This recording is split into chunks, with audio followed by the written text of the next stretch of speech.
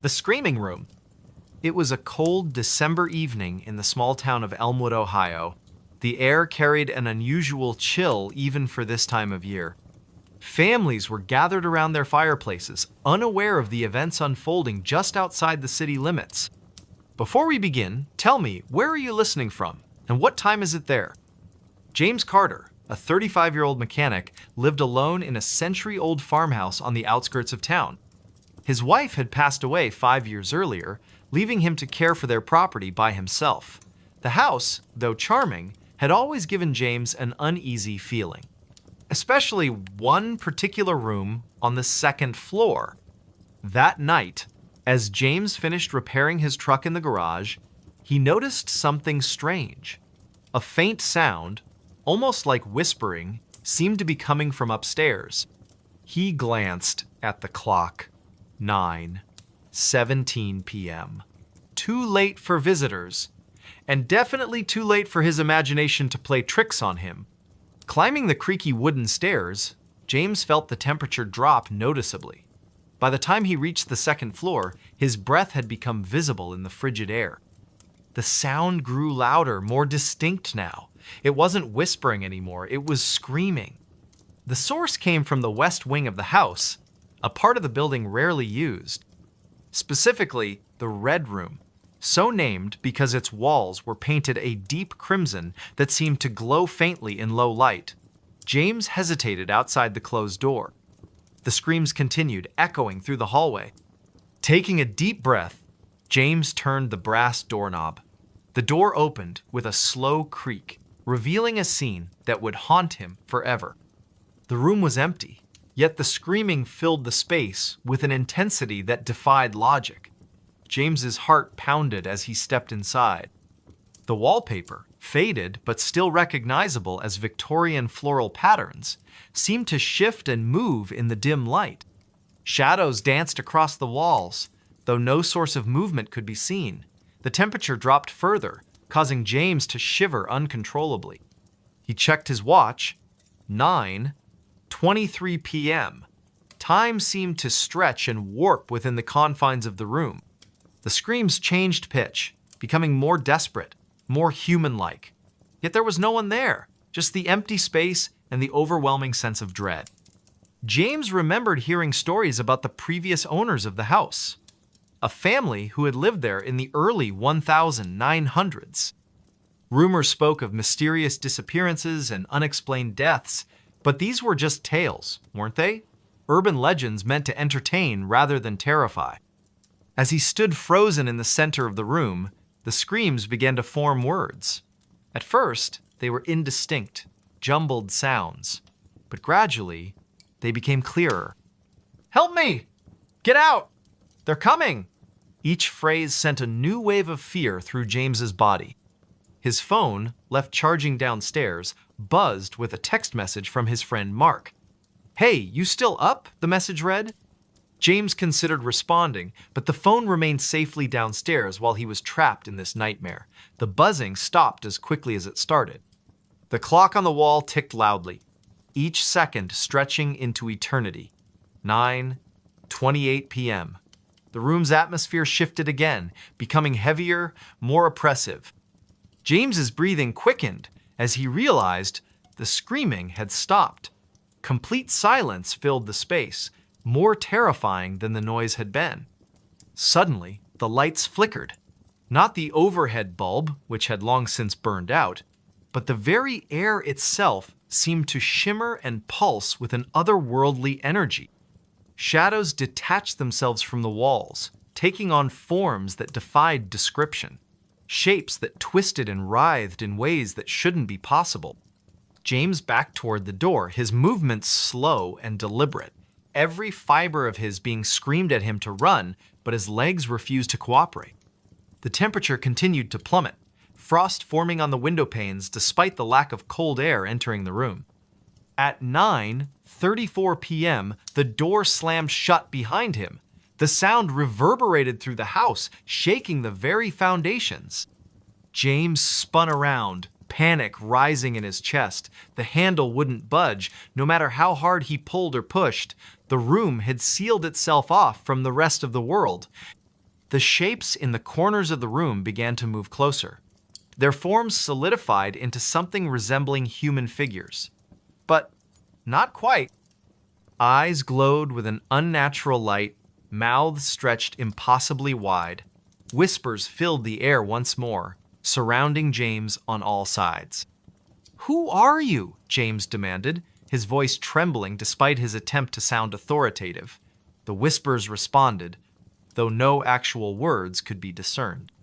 Instead, they formed a cacophony of sound that threatened to overwhelm his senses.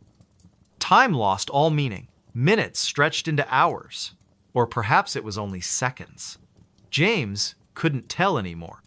His watch had stopped functioning, the hands frozen at 9:36 p.m. The room seemed to expand and contract, changing size and shape with each passing moment. Then, without warning, everything went silent. The shadows retreated to the corners, the temperature returned to normal, and the door opened easily when James turned the handle. Stepping out into the hallway, he found nothing unusual waiting for him. The rest of the house remained calm and quiet. But the experience had changed James. He couldn't sleep in that house anymore. Within a week, he had sold the property and moved to another state. To this day, the current owners refuse to enter the red room. They've boarded it up, sealing it off from the rest of the house.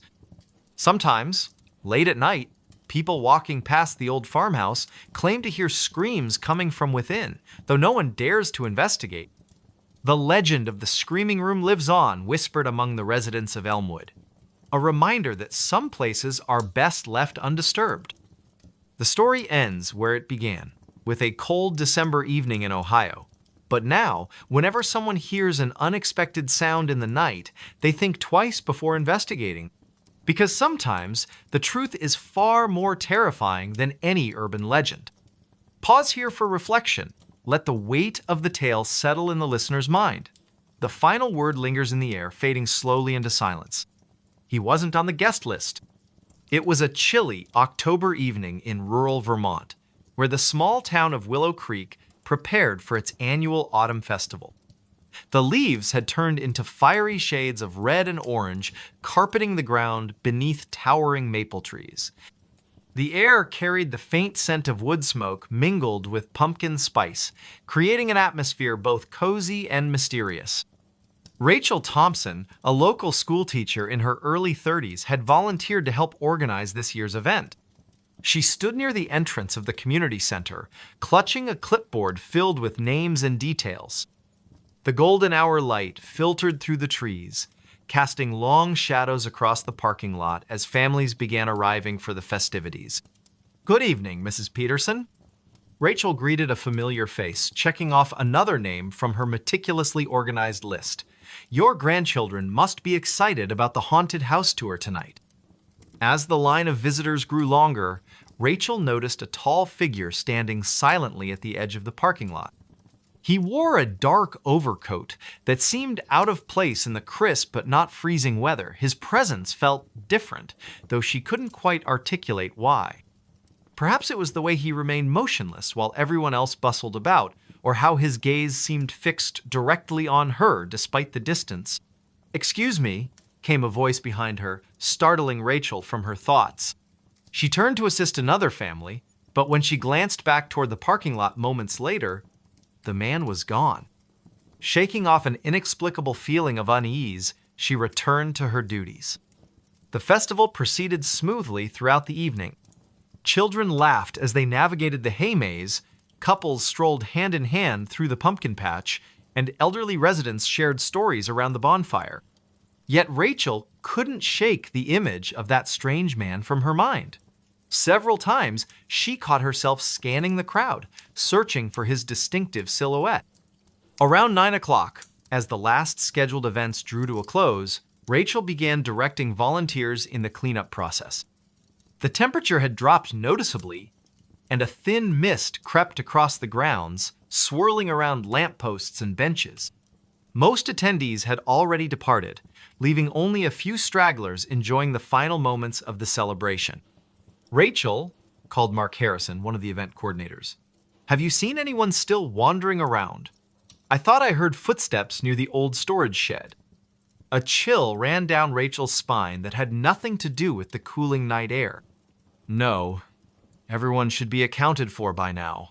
She hesitated, then added, but earlier, there was this man. I never saw him approach the registration table. Mark frowned, adjusting his flashlight beam. That's odd. Let's do a quick sweep of the area before we lock up. Better safe than sorry. They split up to cover more ground, agreeing to meet back at the main entrance in 15 minutes. As Rachel made her way past the deserted food stalls and silent game booths, she couldn't help but notice how different everything looked under the dim security lights. Shadows danced eerily along the building's walls, and every rustle of leaves sounded like approaching footsteps. Suddenly, she froze. There, near the edge of the woods, stood the man in the dark overcoat again. This time, he wasn't merely observing, he was watching her intently, his expression unreadable in the poor lighting.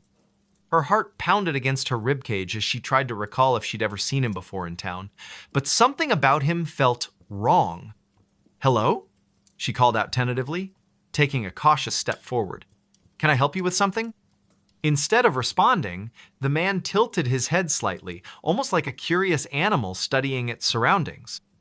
Then, without warning, he turned and disappeared into the tree line. Rachel's breath caught in her throat. She knew she should alert Mark immediately, but curiosity propelled her forward instead. Maybe she could catch up to him and ask what he wanted. The forest path leading away from the festival grounds felt impossibly darker than it should have been. Moonlight struggled to penetrate the dense canopy above, and Rachel found herself relying heavily on her phone's flashlight app. Twigs snapped underfoot, and the occasional owl hooted in the distance, heightening her sense of isolation. After walking for what felt like 10 minutes, but was probably much less, she emerged into a small clearing. And there, standing perfectly still amidst the encroaching darkness, was the man once more. Up close, she realized his features were remarkably ordinary. Brown hair, average build, plain face, yet somehow profoundly unsettling. His eyes reflected her phone's light in an unnatural way, almost glowing. "You shouldn't be here," Rachel managed to say, her voice trembling despite her best efforts to sound authoritative. "This is private property." For the first time he spoke, his voice low and measured. "I'm looking for someone. They told me I'd find answers here." "What kind of answers?" she pressed, inching backward slowly. Every instinct screamed at her to run, but she forced herself to maintain eye contact. "Who are you looking for?" He didn't answer immediately. Instead, he reached into his coat pocket and withdrew a photograph. Even from several feet away, Rachel recognized the faded image instantly. It showed a young woman who bore a striking resemblance to herself. Same hair color, similar facial structure. Only the style of clothing suggested it was taken decades ago. "My sister," he said finally, his tone heavy with sorrow. "She went missing after attending one of these festivals." "That was," he paused, calculating, 2 years ago tonight." Rachel's blood ran cold. She remembered hearing vague rumors about a disappearance connected to the autumn festival, but no one ever talked about it openly. Local legends hinted at supernatural occurrences tied to the land itself, stories passed down through generations but rarely believed. Could this man truly be searching for closure after all these years? Before she could respond, a sudden gust of wind extinguished her phone's screen, plunging them both into near-total darkness. Panic surged through her veins as she fumbled to reactivate the device. When the light finally flickered back on, the man was gone. Not just stepped aside or hidden, completely vanished, as if he'd never existed. Shaken to her core, Rachel stumbled back toward the festival grounds, calling Mark's name repeatedly. Together, they searched the entire area again, finding no trace of the mysterious visitor. Later, while reviewing security footage from multiple angles, they discovered something even more disturbing. Not a single camera had captured any sign of the man in the dark overcoat. It was as though he'd slipped between the cracks of reality itself. In the weeks that followed, Rachel found herself unable to forget those haunting eyes or the photograph that seemed to bridge past and present.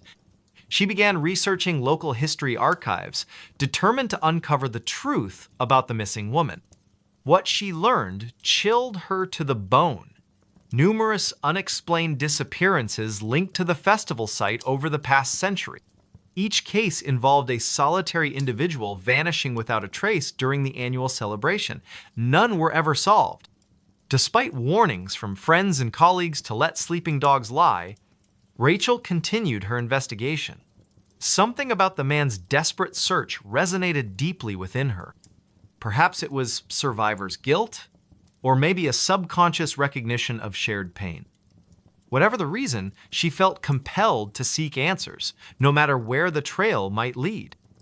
One moonless night, armed with flashlights and determination, Rachel and Mark ventured back to the clearing where she'd last seen the stranger.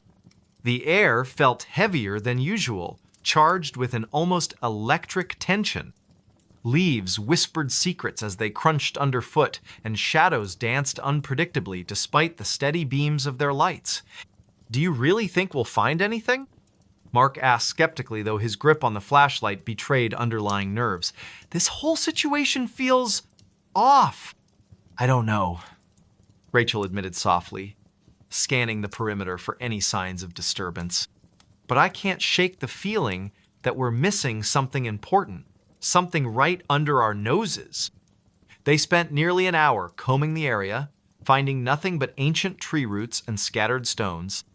Just as frustration began to set in, Mark spotted something glinting faintly among the foliage. Kneeling down, he unearthed a tarnished silver locket half buried in the dirt. Inside lay two tiny photographs, one of the woman from the original picture, smiling brightly, and another of a younger version of the man in the dark overcoat, his arms slung casually around her shoulders. "Oh my God," Rachel breathed, tears pricking at the corners of her eyes. "This has to belong to her, to his sister." Without warning, the temperature plummeted dramatically, causing both of them to shiver violently. Their flashlights flickered erratically, threatening to die altogether. A deep, resonant hum filled the air, seeming to emanate from the very earth beneath their feet. And then, emerging from the shadows like a specter materializing from smoke, stood the man once more. His expression hadn't changed, but his presence felt different somehow, more solid yet simultaneously ethereal. He extended a hand toward Rachel, palm upturned expectantly. In that moment, she understood what he wanted, needed from her. Placing the locket gently into his grasp, she whispered, "I'm so sorry. We'll keep looking. I promise." For the first time since their encounter, emotion flickered across his face, gratitude mixed with profound sadness. Slowly, deliberately, he closed his fingers around the precious keepsake. As he did so, his form began to dissolve, fading away like morning mist beneath the rising sun. Within seconds, he was gone, leaving behind only silence and the lingering scent of autumn leaves. Back in Willow Creek, Rachel dedicated herself to preserving the memory of those lost souls whose stories had been forgotten by time. She worked tirelessly to ensure proper memorials were established and historical records updated accurately. Though she never encountered the man in the dark overcoat again, she often sensed his presence during quiet moments, a gentle reminder that some mysteries transcend human understanding, existing beyond the veil of our everyday lives. Every October, as the festival preparations begin anew, Rachel finds herself drawn to that secluded clearing deep within the woods. There, surrounded by whispering trees and dancing shadows, she leaves fresh flowers and a handwritten note promising continued vigilance. Because sometimes, justice isn't about solving a case or finding definitive answers. Sometimes, it's about honoring the memories of those who came before us, ensuring their voices aren't silenced forever by the passage of time. And perhaps, just perhaps, somewhere beyond our comprehension, a brother and sister are finally reunited, free from the burdens of unanswered questions and unresolved grief. Their spirits rest peacefully now, knowing that someone cared enough to remember. Voices in the cornfield, a haunting tale. It was a quiet, humid evening in late September when Emma first heard the whispers. The sun had just dipped below the horizon, casting long shadows across the endless rows of cornfields that surrounded her small town of Millbrook, Illinois. The air was thick with the scent of damp earth and drying leaves, and a gentle breeze rustled through the towering stalks. She had always found the fields comforting during the day, their golden waves stretching as far as the eye could see. But at night, they felt different, oppressive, as if the darkness between the rows hid secrets too terrible to be spoken aloud. Emma stood on the edge of the field, hesitating for a moment before stepping forward. Her boots crunched softly against the dry soil beneath her feet. It was almost 8 o'clock, and she should have been home by now, but something had drawn her here, nagging curiosity she couldn't quite explain. Earlier that afternoon, while walking back from the general store, she'd overheard an old man muttering about strange voices coming from the cornfield. He claimed he'd heard them every night for weeks, soft murmurs carried on the wind like ghostly echoes. Most people dismissed his words as nonsense, attributing it to his age or perhaps too many years spent working under the scorching sun. But Emma couldn't shake the feeling that there might be truth to what he said. The moon hung low in the sky, its pale light filtering weakly through the dense canopy above. Shadows danced around her, shifting unpredictably as though alive. She took another cautious step deeper into the field, her heart pounding in her chest. "Hello?" she called out tentatively, her voice barely audible even to herself. Silence greeted her, save for the faint rustling of leaves overhead. She exhaled slowly, trying to calm her nerves. Maybe this was all just her imagination playing tricks on her after hearing the old man's story. But then, faintly, she heard it all whisper. Barely more than a breath, yet unmistakable. It seemed to come from everywhere and nowhere all at once, weaving through the rows of corn like a phantom thread. Emma froze, her pulse quickening. "Who's there?" she demanded, her voice firmer this time, though laced with unease. Again, the whisper came, louder now, closer. She turned sharply, scanning the darkened rows around her, but saw nothing except the endless maze of stalks swaying gently in the breeze. "Leave me alone!" she shouted, panic beginning to creep into her tone. The whispers grew louder still, overlapping each other until they formed a cacophony of unintelligible murmurs. They weren't human voices, not entirely. There was something wrong about them, something unnatural. A chill ran down her spine as she realized she wasn't alone. Something or someone was watching her from within the shadows. She stumbled backward, her foot catching on a root hidden beneath the dirt. With a startled cry, she fell hard onto the ground, pain shooting up her arm as she landed awkwardly. For a moment, everything went silent again. Too silent. Even the rustling of the leaves seemed to fade away, leaving only the sound of her own ragged breathing. Then, without warning, a figure emerged from the darkness. It was tall, impossibly so, its silhouette blending seamlessly with the surrounding stalks. Its facif, it could even be called, that was obscured by a tangle of vines and dried husks, giving it the appearance of some grotesque scarecrow brought to life. Yet it moved with purpose, taking deliberate steps toward her. Emma scrambled to her feet, her mind screaming at her to run, but her legs refused to obey. She was rooted to the spot, paralyzed by fear. "You shouldn't have come here," the figure rasped, its voice a guttural blend of multiple tones layered atop one another. It sounded neither male nor female, neither young nor old, just wrong.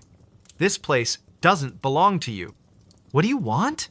Emma managed to choke out, tears streaming down her face.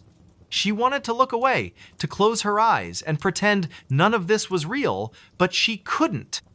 The figure's gaze held her captive, piercing through her very soul. "The voices will tell you," it replied cryptically, tilting its head in a way that made her stomach churn. Before she could respond, it raised a gnarled hand and pointed deeper into the field. Against her will, Emma found herself turning to follow its gesture. There, nestled among the rows of corn, was a clearing she hadn't noticed before. In the center of the clearing stood an ancient stone altar, its surface stained with dark streaks that looked suspiciously like dried blood. Surrounding the altar were dozens of crude effigies fashioned from twisted branches and scraps of fabric, their hollow eyes seeming to stare directly at her. "What is this?" she whispered, her voice trembling. The figure didn't answer. Instead, it began to chant in a language she didn't recognize, the syllables rolling off its tongue in a rhythmic cadence that sent shivers coursing through her body. The whispers returned, louder now, drowning out the sound of the chanting. They pressed in on her from all sides, filling her ears and clouding her thoughts until she could no longer distinguish reality from nightmare. Images flashed before her eyes' faces, contorted in agony, bodies writhing in pain, screams echoing endlessly. She clutched her head, desperate to block out the visions, but they only grew stronger. Through the chaos, one word repeated itself over and over again: reap, reap, reap, reap. And then, as suddenly as it had begun, everything stopped. The whispers ceased, the visions vanished, the figure was gone. Emma collapsed to her knees, gasping for air as she tried to make sense of what had just happened. When she finally mustered the strength to stand, she stumbled out of the field and ran all the way back to town, not stopping until she reached the safety of her home. For days afterward, Emma avoided the cornfield at all costs. She told no one what she had seen, fearing they wouldn't believe her, or worse, that they would think she was crazy. But the memories lingered, haunting her dreams and leaving her perpetually on edge. She started hearing the whispers again, faint at first, but growing louder with each passing night. No matter where she went, they followed her, taunting her with fragmented phrases she couldn't fully understand. One evening, unable to endure the torment any longer, Emma decided to confront the source of the voices once and for all. Armed with a flashlight and a pocket knife, she returned to the field, determined to uncover the truth. The moonlight illuminated her path as she navigated the labyrinthine rows, her footsteps hesitant yet resolute. When she reached the clearing, she found the altar exactly as she remembered it, but this time, it wasn't empty.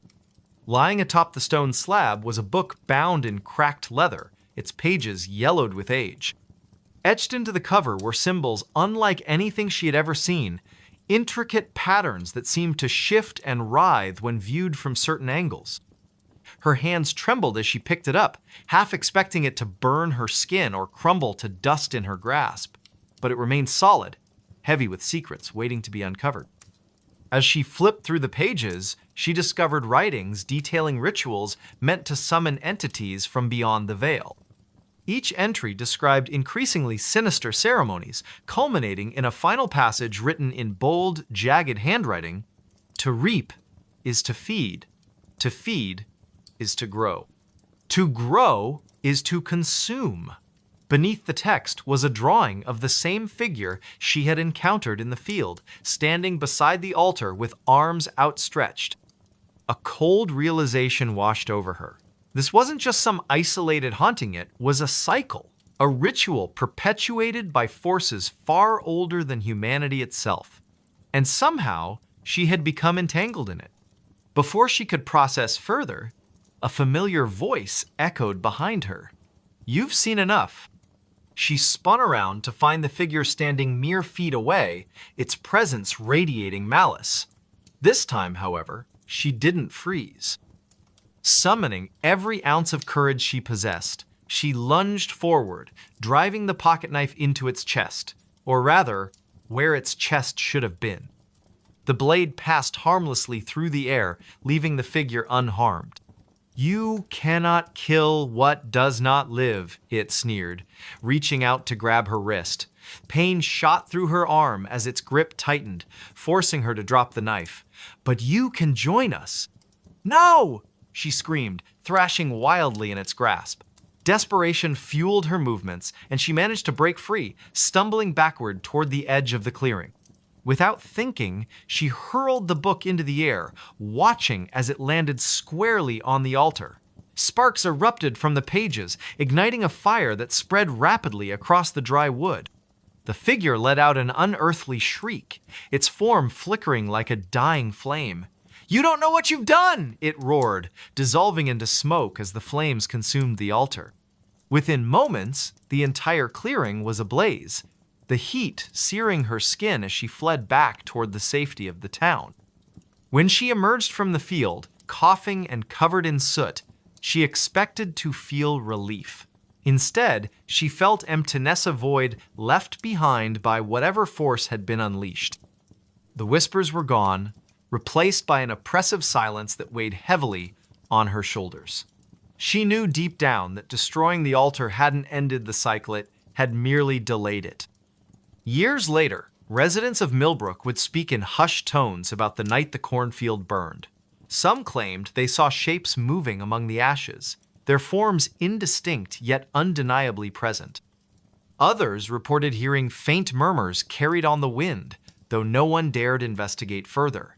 As for Emma, she left town soon after, unable to bear the weight of what she had witnessed. But wherever she went, the memory of those voices followed her, a reminder that some secrets are best left buried. The last passenger never got off. It was a cold, damp night in the small town of Millbrook, nestled deep within the woods of upstate New York. The air carried an eerie stillness, broken only by the faint rustling of leaves and the distant hum of crickets. Somewhere near the edge of the forest, the old train station stood abandoned, its wooden structure warped and weathered by time. Paint peeled off the sign that once proudly announced Millbrook Station, now barely legible under layers of grime and neglect. Few people ventured here anymore, except for curious teenagers daring each other to explore its haunted history, or so the rumors went. On this particular evening, a group of 5 friends decided to visit the station as part of their weekend adventure. They had heard tales about strange occurrences at the sight whispers of passengers who never disembarked from the final train to pass through decades ago. None of them truly believed in ghosts, but the thrill of trespassing on forbidden ground was too tempting to resist. Among them were Emma, a skeptic with a sharp tongue; Daniel, her boyfriend, who loved anything supernatural; Mia, the quiet one who always seemed lost in thought; Jake, the joker whose laughter could fill even the darkest spaces; and Olivia, the cautious one who often served as the voice of reason. They arrived just after sunset, parking their car a mile away to avoid drawing attention. The walk to the station felt longer than expected, the path illuminated only by the dim glow of their flashlights. Shadows danced along the trees, creating shapes that looked almost human if you squinted hard enough. As they approached the station, the atmosphere grew heavier, as though the very air resisted their presence. "This place gives me the creeps," Olivia muttered, clutching her flashlight tightly. "Are we sure this is safe?" "Oh, come on," Daniel replied, his tone teasing yet reassuring. "What's the worst that could happen? A ghost shows up and asks us to leave?" He chuckled nervously, though no one else joined in. Emma rolled her eyes. "Let's just get this over with. I want to see what all the fuss is about." Inside the station, the floorboards creaked beneath their feet, protesting every step they took. Dust coated every surface, and the scent of mildew filled the air. Graffiti covered the walls, crude messages scrawled by those who sought to leave their mark on the forgotten building. But something else caught their attention, a series of faded photographs pinned to a bulletin board near the ticket counter. Most were black and white images of smiling families, boarding trains, snapshots of happier times. However, one photo stood out among the rest. It depicted a lone figure standing on the platform, face obscured by shadows despite the bright sunlight behind them. "Who do you think that is?" Mia asked softly, pointing to the mysterious figure. No one answered immediately. Instead, they stared at the image, feeling an inexplicable chill run down their spines. Jake broke the silence with a forced laugh. Probably just some weirdo who didn't want to smile for the camera. But his attempt at humor did little to ease the tension. The longer they lingered, the more unsettling the station became. Strange noises echoed through the empty hall-soft footsteps, faint whispers, the occasional groan of metal shifting somewhere unseen. At first, they dismissed these sounds as tricks of the mind, products of their overactive imaginations fueled by fear. Yet as the minutes passed, the disturbances grew louder, more distinct. "Did you hear that?" Olivia whispered, her voice trembling. She pointed toward a set of double doors leading to the tracks outside. Everyone froze, listening intently. Sure enough, there it was again, a low, rhythmic clanging, like the sound of a bell being struck repeatedly. "That's not coming from inside," Daniel said, frowning. "It's coming from the platform." Against better judgment, they followed the noise, stepping cautiously onto the weathered wooden planks of the platform. The clanging stopped abruptly as they emerged, leaving only the oppressive silence of the night. Their flashlights scanned the area, revealing nothing out of the ordinary. Just empty tracks stretching into the darkness, surrounded by dense woods. Then, without warning, the lights flickered. Not the natural kind caused by faulty wiring or stormy skies, but a deliberate pulsing, as if the station itself were alive and breathing. Each flicker cast distorted shadows across the platform, making it impossible to tell whether something or someone was lurking just beyond the reach of their beams. "What the hell is going on?" Emma demanded, her bravado faltering. Before anyone could respond, they heard it. The unmistakable rumble of an approaching train. "But there aren't supposed to be any trains running here," Mia stammered, clutching Daniel's arm. "It must be a freight train or something," Jake suggested weakly, though he sounded far from convinced. The rumbling grew louder, accompanied by the piercing screech of metal grinding against metal. And then, emerging from the darkness, came the train itself. Its headlights cut through the gloom, blinding them momentarily. When their vision adjusted, they realized something was wrong. The train looked ancient, its paint chipped and faded, its windows clouded with grime. It moved impossibly slowly, as though struggling to stay on the tracks.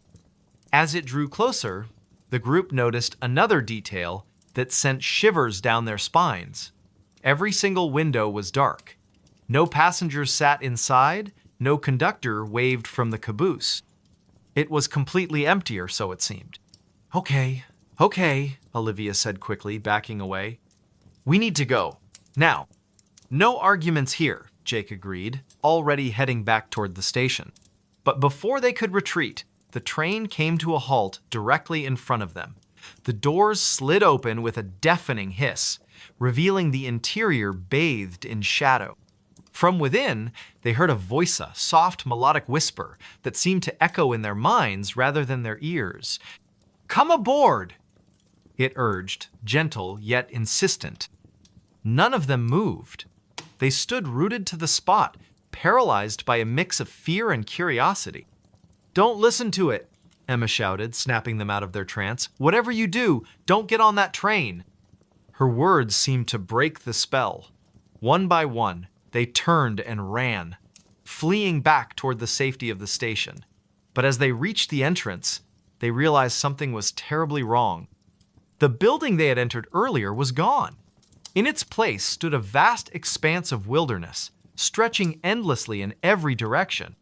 Panic set in as they frantically searched for a way out, but the forest seemed to shift and change around them, trapping them in an endless maze.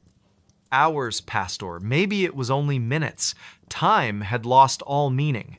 Eventually, exhaustion forced them to stop, collapsing onto the damp earth beneath the skeletal branches of towering trees. And that's when they saw it again, the train, waiting silently on invisible tracks. One by one, they began to disappear. First, it was Jake, who wandered off alone in search of help. Then Mia, lured away by the promise of finding shelter. Next came Olivia, driven mad by the constant whispers she swore only she could hear. Finally, Daniel succumbed to despair, convinced he would find answers aboard the train. Only Emma remained, clinging to the hope that she could escape whatever malevolent force had ensnared her friends. But as dawn broke over the horizon, casting pale light across the desolate landscape, she found herself standing on the platform once more. The train loomed before her, its doors wide open, inviting her to step inside. Tears streamed down her face as she realized the truth. She would never leave. Like the others, she was destined to become one of the last passengers, the ones who never got off. The forest fell silent again, save for the faint rustle of leaves and the distant hum of crickets. Somewhere near the edge of the woods, the old train station stood abandoned, its wooden structure warped and weathered by time. Paint peeled off the sign that once proudly announced Millbrook Station, now barely legible under layers of grime and neglect. Few people ventured here anymore, except for curious teenagers daring each other to explore its haunted history, or so the rumors went. They said the house was empty. The small town of Ridgewood, nestled deep in the heart of New England, had always been a place where whispers carried farther than voices. It was late autumn, and the air was crisp with the scent of fallen leaves and damp earth. The sun was setting behind the jagged tree line, casting long shadows over the quiet streets. A young woman named Emily Carter had just returned to her hometown after years of living in the city. She had come back for one reason: to settle the estate of her late uncle, a man she barely remembered from her childhood. Emily parked her car in front of the old house on Maplewood Lane, its peeling paint and sagging porch giving it an air of abandonment. She stepped out of the car, her boots crunching softly against the gravel driveway. The house stood at the edge of town, surrounded by dense woods that seemed to lean inward, as if trying to swallow it whole. Locals had always avoided this place, calling it cursed or haunted. But Emily dismissed such tales as superstition. "It's just an old house," she muttered under her breath, though her voice trembled slightly. "Nothing more." She reached into her coat pocket and pulled out the key her lawyer had given her earlier that day. The metal felt cold against her fingers as she inserted it into the lock. With a creak that echoed through the stillness, the door swung open. The interior was dark, the air heavy with the smell of mildew and decay. Emily fumbled for the light switch, her hand brushing against the rough texture of the wall. When the overhead bulb flickered to life, revealing the dusty furniture and cobweb-covered corners, she let out a shaky breath. "Not exactly homey," she said aloud, attempting to mask her unease with sarcasm. As she began to explore the house, her footsteps echoed ominously on the creaky wooden floors. Each room she entered seemed frozen in time, filled with relics of a life long forgotten. In the kitchen, yellowed newspapers lay scattered across the counter, their headlines faded but still legible. On the dining table sat a single plate, untouched and covered in a fine layer of dust. Something about the scene made Emily's stomach churn. It was then that she noticed the faint sound of footsteps coming from upstairs. Her heart skipped a beat. "Hello," she called out, her voice wavering. "Is someone there?" Silence greeted her words, broken only by the distant rustle of trees outside. Shaking her head, she tried to convince herself it was just the wind or the settling of the old house. But deep down, she couldn't ignore the creeping sensation that she wasn't alone.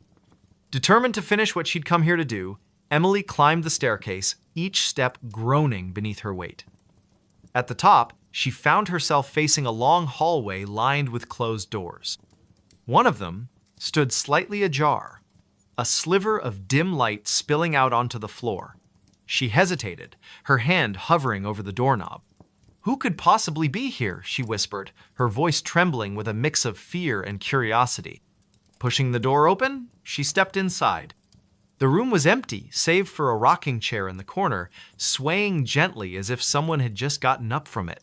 Emily froze, her eyes darting around the space. There was no one there, yet the movement of the chair defied explanation. She backed out slowly, her pulse racing. By the time she reached the bottom of the stairs, night had fallen completely. Shadows danced across the walls, cast by the flickering light of the single bulb above her head. Emily decided to call it a night, retreating to her car to retrieve her overnight bag. As she crossed the threshold once more, she felt a sudden chill run down her spine. The temperature in the house had dropped noticeably, despite the lack of windows being open. She wrapped her arms around herself, trying to shake off the feeling of dread that was steadily growing within her. Setting her bag down in the living room, she lit a few candles to supplement the weak electric light.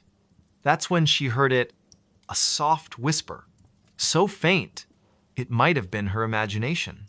Leave. Her blood ran cold. "Who's there?"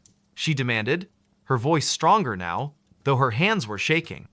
No response came, but the whisper repeated itself, louder this time. "Leave while you can." Panic rising, Emily grabbed her phone and dialed the local sheriff's office. The operator assured her they would send someone over immediately, but as she hung up, she realized how isolated the house truly was. By the time help arrived, anything could happen. Minutes passed like hours as she sat huddled on the couch, clutching a flashlight. Every creak of the house sent her nerves spiraling. Finally, headlights appeared in the distance, cutting through the darkness. Relief washed over her as two officers stepped out of their patrol car and approached the house. "Evening, ma'am," one of them said, tipping his hat. "You reported some trouble?" Trying to steady her breathing, Emily explained everything: the footsteps, the rocking chair, the whispers. The officers exchanged skeptical glances but agreed to take a look around. They searched every room, shining their flashlights into every shadowy corner. "Seems clear to me," the taller officer said finally, scratching his chin. "Old houses like this tend to make noises. Probably nothing to worry about." "But I know what I heard," Emily insisted, frustration creeping into her tone. "We'll keep an eye on things tonight," the other officer promised, though his expression suggested he didn't believe her. "If anything else happens, give us a call." With little choice but to accept their assessment, Emily watched them leave, the sound of their car fading into the distance. Alone again, she locked the door and barricaded it with a chair, hoping to feel safer. But sleep eluded her, and the night stretched on endlessly. Sometime after midnight, the whispers returned, louder and more insistent. "You shouldn't have come back." This time, Emily saw something move in the corner of her vision. Whirling around, she caught a glimpse of a figure standing in the doorway before it vanished. Her scream pierced the silence, echoing through the house like a banshee's wail.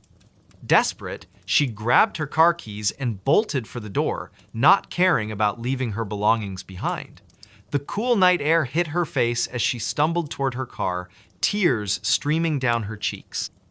Back in town, she checked into a motel, unable to stop shaking. The next morning, she went straight to the library, determined to uncover the truth about the house. After hours of digging through old records and newspaper clippings, she discovered something chilling. Decades ago, a family had lived in the house: a mother, father, and their young daughter. Tragedy struck when the parents died under mysterious circumstances, leaving the child orphaned. Neighbors claimed the girl had gone mad, wandering the woods until she disappeared without a trace. Some believed she had taken her own life.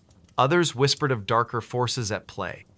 Armed with this knowledge, Emily returned to the house one final time, accompanied by a priest recommended by the librarian.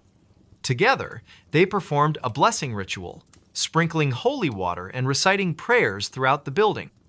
By the end, Emily felt a strange sense of peace settle over the house, as if a weight had been lifted. Though she never fully understood what had happened, Emily left Ridgewood shortly afterward, vowing never to return. The house remained empty, its secrets buried beneath layers of history and myth. Yet, on certain nights, townsfolk swear they can still hear faint whispers carried on the wind, warning those who dare to venture too close. They said the house was empty. Emily often reflected in the years that followed. But sometimes, emptiness is the least of your worries. And so, the legend of the house on Maplewood Lane lived on, a testament to the mysteries that linger in the shadows of small-town America. She answered a phone that wasn't there. It was a quiet, overcast afternoon in the small town of Cedar Ridge, nestled deep within the Appalachian foothills. The sky was a uniform gray, and the air carried a damp chill that seemed to seep through every crack in the old houses lining Elm Street. Emily Carter, a reserved librarian in her late 20s, had just returned from her weekly grocery run. She lived alone in a modest two-story home at the edge of town, its white paint peeling slightly but still charming in its own way. As she stepped inside, she noticed something unusual, a faint ringing sound echoing through the house. Her brow furrowed as she set down her bags. "That's strange," she muttered under her breath, glancing around the living room. She didn't own a landline phone, nor did she have any devices capable of producing such a clear, mechanical ring. It wasn't her cell phone either. It lay silent on the kitchen counter, screen dark. The ringing continued, steady and persistent, as if demanding attention. Emily hesitated for a moment, then followed the sound. It seemed to be coming from upstairs. Each step creaked beneath her weight, amplifying the eerie atmosphere. The hallway upstairs was dimly lit, shadows stretching long across the worn carpet. The ringing grew louder, more insistent, until she found herself standing outside the door to the spare bedroom she rarely used. With a deep breath, she turned the doorknob and pushed the door open. Inside, the room was exactly as she'd left it last. Dusty furniture draped with old sheets, a single window letting in muted light. But there, sitting on the floor, in the center of the room, was an old rotary phone. Its black cord snaked across the floor like a serpent, disappearing into the wall where no outlet existed. Emily froze, her heart pounding in her chest. This phone hadn't been there before, she was certain of it. Yet here it sat, ringing insistently, almost tauntingly. Against her better judgment, she approached it. The closer she got, the colder the air became, until her breath formed tiny clouds in front of her face. Her hand trembled as she reached out, hovering inches above the receiver. Finally, she picked it up and pressed it to her ear. "Hello?" she whispered, her voice barely audible. For a moment, there was only silence on the other end. Then came a soft, distorted voice, barely human. "Help me!" it rasped, each word dragging out like a mournful wail. "Please, help me!" Emily dropped the phone, stumbling backward until she hit the wall. The voice continued, growing louder and more desperate. "Who are you?" she cried, clutching her arms tightly around herself. "What do you want?" But the voice didn't answer directly. Instead, it began to chant, repeating the same phrase over and over again. "Find me, find me, find me." Suddenly, the line went dead. The room fell silent, except for the sound of Emily's ragged breathing. When she looked back at the phone, it was gone. Vanished without a trace. Later that evening, Emily sat at her kitchen table, trying to make sense of what had happened. The rational part of her mind insisted it had been some kind of hallucination or prank. But the icy sensation that lingered in the spare bedroom told her otherwise. She poured herself a cup of tea, hoping the warmth would calm her nerves. Outside, the wind howled through the trees, rattling the windows and adding to her unease. Unable to shake the memory of the voice, she decided to investigate further. She pulled out her laptop and began searching local archives, looking for anything unusual tied to her house or the surrounding area. After hours of digging, she stumbled upon an article from decades ago. It described the disappearance of a young woman named Clara Bennett, who had vanished without a trace one stormy night. According to the report, Clara had been seen arguing with someone near the edge of the woods behind what was now Emily's property. No body was ever found, and the case remained unsolved. A chill ran down Emily's spine as she read the details. Could the voice belong to Clara? And if so, why had it chosen her to hear its plea? The next day, Emily visited the town library, hoping to learn more about Clara's life. The librarian, an elderly woman named Mrs. Percentive. Hargrove recognized the name immediately. "Oh, yes, poor Clara," she said with a sad shake of her head. "Such a sweet girl. Always helping others. Some say she angered the wrong person, while others believe." She trailed off, her gaze drifting toward the window. "Believe what?" Emily prompted gently. Mrs. Hargrove lowered her voice, though they were the only ones in the room. "There are stories old ones that speak of spirits trapped between worlds. They say this land holds secrets, echoes of those who can't move on." She paused, studying Emily carefully. "Why are you asking about Clara?" Emily hesitated, unsure how much to reveal.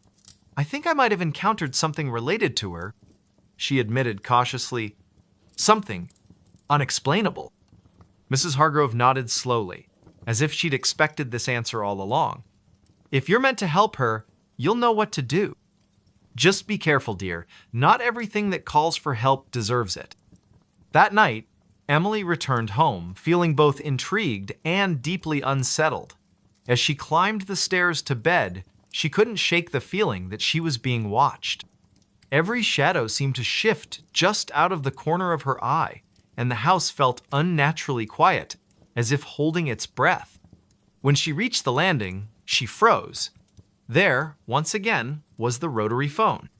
This time, it sat on the top step, its cord coiled neatly beside it. The sight sent a jolt of fear through her body, but also a strange sense of resolve. She knew she couldn't ignore it anymore. Kneeling down, she picked up the receiver and held it to her ear. "Clara?" she asked tentatively. "Yes," came the reply, softer this time, but unmistakably the same voice. "You hear me. You must find me." "Where are you?" Emily demanded, her voice trembling.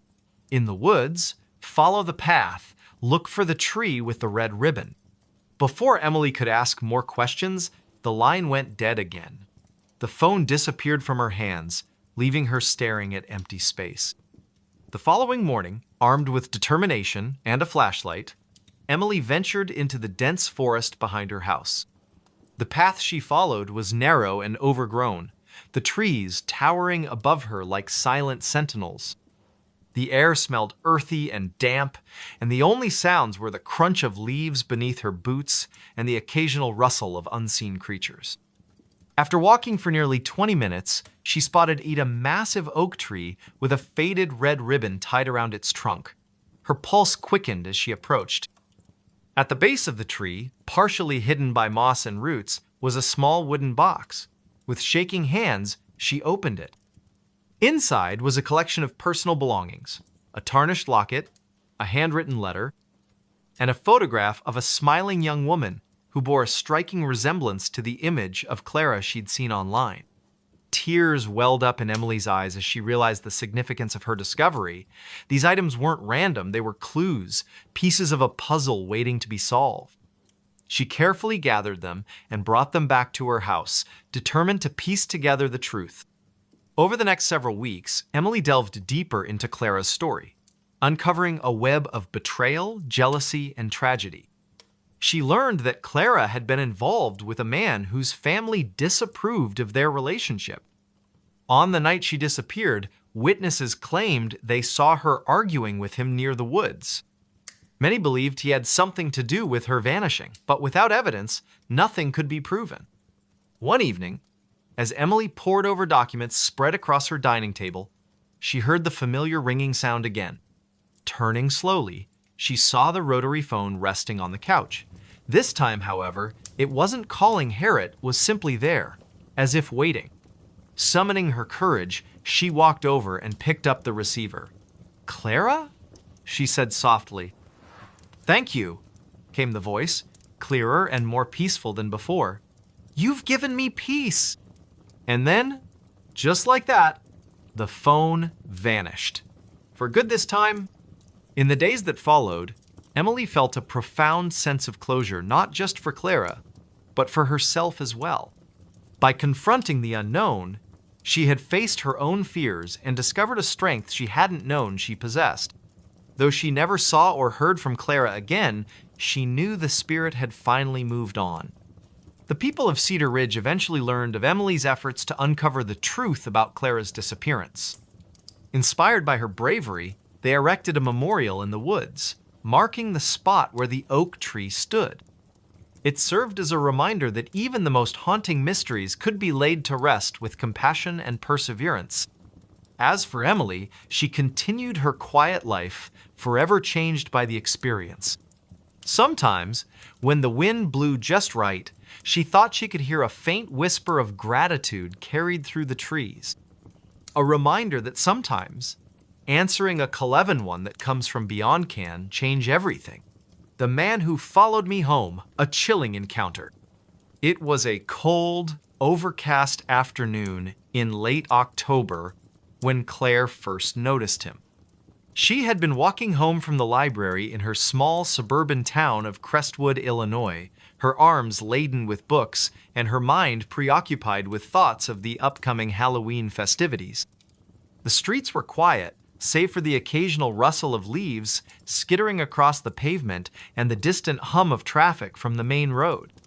The air carried the crisp bite of autumn, and she pulled her scarf tighter around her neck as she quickened her pace. She didn't see him at first, not really. It was more of a feeling, an awareness that prickled the back of her neck like the faintest brush of a spider's web. When she finally glanced over her shoulder, there he was, standing at the corner of Maple Street, just far enough away to seem unassuming yet close enough to make her uneasy. He wore a long, dark coat that hung loosely on his frame, its edges flapping slightly in the breeze. His face was obscured by the brim of a wide hat, but she could feel his gaze boring into her, steady and unrelenting. Claire hesitated for a moment, her breath catching in her throat. "Who is he?" she wondered aloud, her voice barely above a whisper.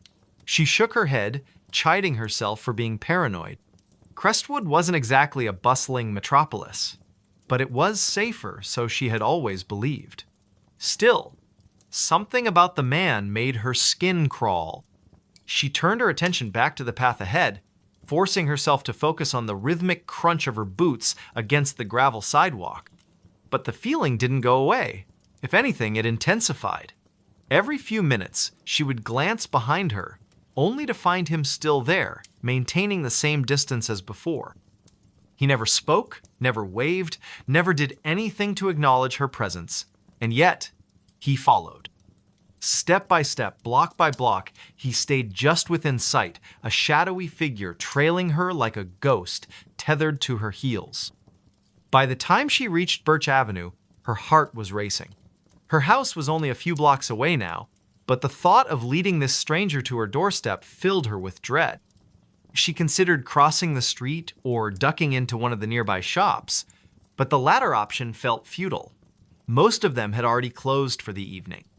Instead, she tightened her grip on her books and forced herself to keep moving, her footsteps quickening with each passing second. "Why is he following me?" she muttered under her breath, her voice trembling with a mix of fear and frustration. She wanted to confront him, to demand answers, but the words caught in her throat. What if he lashed out? What if he wasn't alone? The uncertainty gnawed at her, leaving her paralyzed with indecision. All she could do was walk faster, hoping against hope that he would eventually lose interest and disappear. But he didn't. When she finally turned onto her street, she risked another glance over her shoulder and saw him standing at the far end, his silhouette outlined against the dim glow of the streetlights. For a brief moment, their eyes met, or at least, she thought they did. Then, without warning, he stepped into the shadows and vanished. Claire exhaled sharply, relief washing over her in waves. She hurried up the driveway to her house, fumbling with her keys as she unlocked the front door. Once inside, she slammed the door shut and leaned against it, listening intently for any sign of movement outside. The house was silent, save for the soft ticking of the clock in the hallway.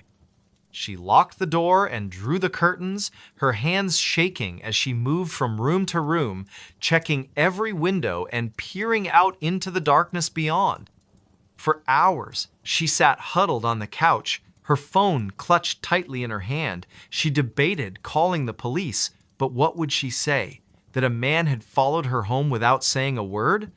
Without doing anything overtly threatening? They'd probably dismiss her concerns as paranoia, especially since he had disappeared before she could get a good look at him. No, she decided, it was better to wait until morning.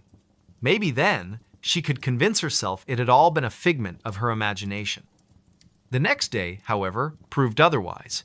Claire woke to find a single red rose lying on her porch, its petals glistening with dew.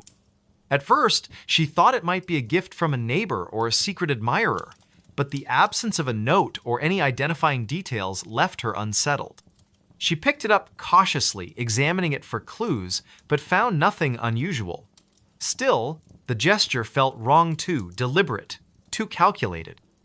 As she walked to work later that morning, she couldn't shake the feeling that she was being watched again. Sure enough, when she paused at the intersection of Birch and Elm, she spotted him standing across the street, his posture relaxed, yet unnervingly still. This time, he wasn't wearing the hat, and she got a clearer view of his face. It was gaunt, almost skeletal, with hollow cheeks and sunken eyes that seemed to glint with a strange, otherworldly light. His lips curled into a faint smile as their gazes locked, sending a shiver down her spine. Claire broke eye contact and hurried across the street, her pulse hammering in her ears. She ducked into a nearby cafe, ordering a coffee she didn't really want, just to have an excuse to stay indoors. From the safety of the window seat, she watched as he lingered outside, his expression unreadable. After several agonizing minutes, he finally turned and walked away, disappearing into the crowd. Over the next few days, the encounters grew more frequent and more disturbing. Wherever she went, he was there. At the grocery store, in the park, even outside her office building.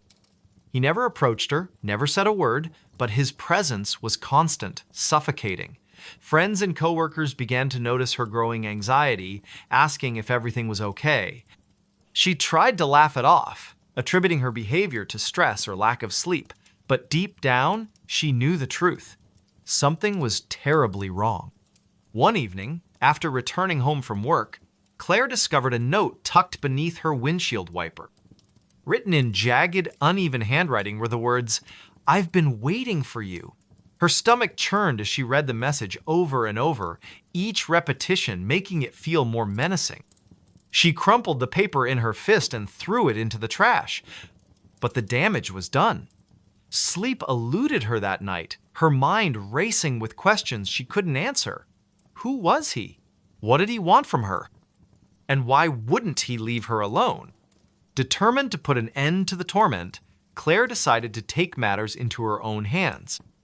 She installed extra locks on her doors, set up motion-activated lights around the perimeter of her house, and even bought a can of pepper spray to carry with her at all times.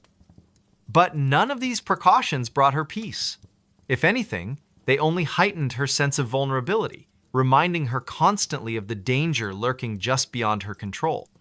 One particularly restless night, she heard a soft tapping sound coming from the living room. At first, she thought it might be the wind rattling the windows, but when she investigated, she found the source of the noise. A single finger pressed against the glass of her sliding door. It was him. His face loomed mere inches away, pale and expressionless, his eyes gleaming with an intensity that made her blood run cold. Without thinking, Claire grabbed the nearest object, a heavy ceramic vase, and hurled it at the door. The impact startled him, causing him to stumble backward. Seizing the opportunity, she bolted to her bedroom and locked the door behind her, her chest heaving as she fought to catch her breath. Outside, she heard the unmistakable sound of footsteps retreating into the night. The next morning, she called the police, recounting everything that had happened in painstaking detail. To her surprise, they took her seriously, promising to patrol the area more frequently and advising her to document any future incidents. For a while, things seemed to improve.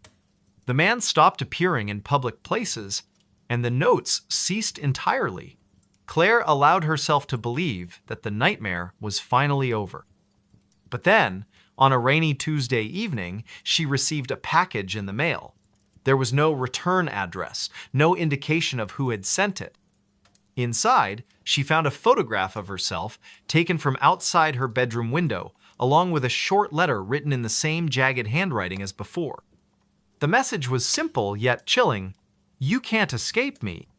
Panic surged through her veins as she realized the implications.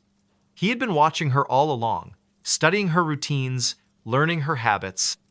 The idea that he knew her life so intimately down to the layout of her home was unbearable. She packed a bag and fled to a friend's house in Chicago, hoping the distance would offer some measure of protection. For weeks, she lived in a state of constant vigilance, jumping at every unfamiliar sound and avoiding crowded spaces where she might encounter him. Yet, despite her efforts, she couldn't shake the feeling that he was still out there, biding his time. One night, as she lay awake in bed, she heard the faintest creak of floorboards in the hallway. Her heart stopped. Slowly, she reached for the baseball bat she kept beside her bed and crept toward the door. When she opened it, the hallway was empty, or so she thought. As she turned to go back to bed, a hand shot out from the shadows, grabbing her wrist with an iron grip. She screamed, swinging the bat wildly, but he was too strong. His face emerged from the darkness, twisted into a grotesque grin that revealed rows of jagged teeth. "You should have stayed," he whispered, his voice low and guttural. "Now you'll never be free." Claire's world dissolved into chaos. She struggled, kicked, clawed, but it was no use. His strength was overwhelming, his presence suffocating.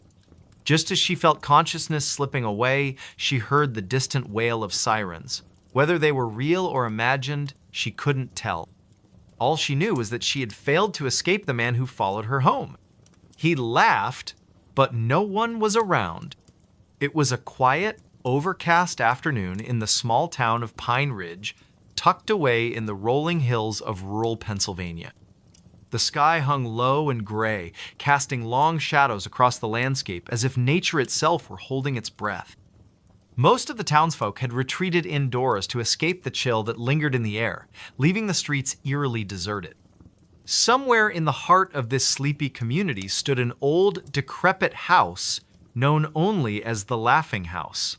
Locals avoided it at all costs, claiming strange noises emanated from within laughter, they said, deep and echoing, though no one lived there anymore. On this particular day, a group of 5 friends decided to investigate the rumors surrounding the house. They weren't thrill seekers or paranormal enthusiasts, they were just bored teenagers looking for something to do on a gloomy Saturday afternoon. Among them were Ethan, the self-proclaimed leader with a knack for talking himself out of trouble; Claire, the skeptic who preferred logic over superstition; Ryan, the joker whose sarcasm often masked his unease; Melissa, the quiet observer who noticed things others missed; and Ben, the cautious one who always seemed to be scanning their surroundings for danger. They arrived at the edge of the property just after 3 o'clock, parking their bikes behind a cluster of bushes to avoid drawing attention. The house loomed before them like a forgotten relic of another era, its once white paint now peeling away in large flakes, revealing rotting wood beneath.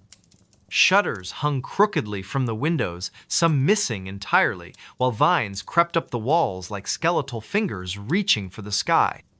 A weathered sign nailed to the gate read, "No trespassing," but the letters had faded so much they were barely legible.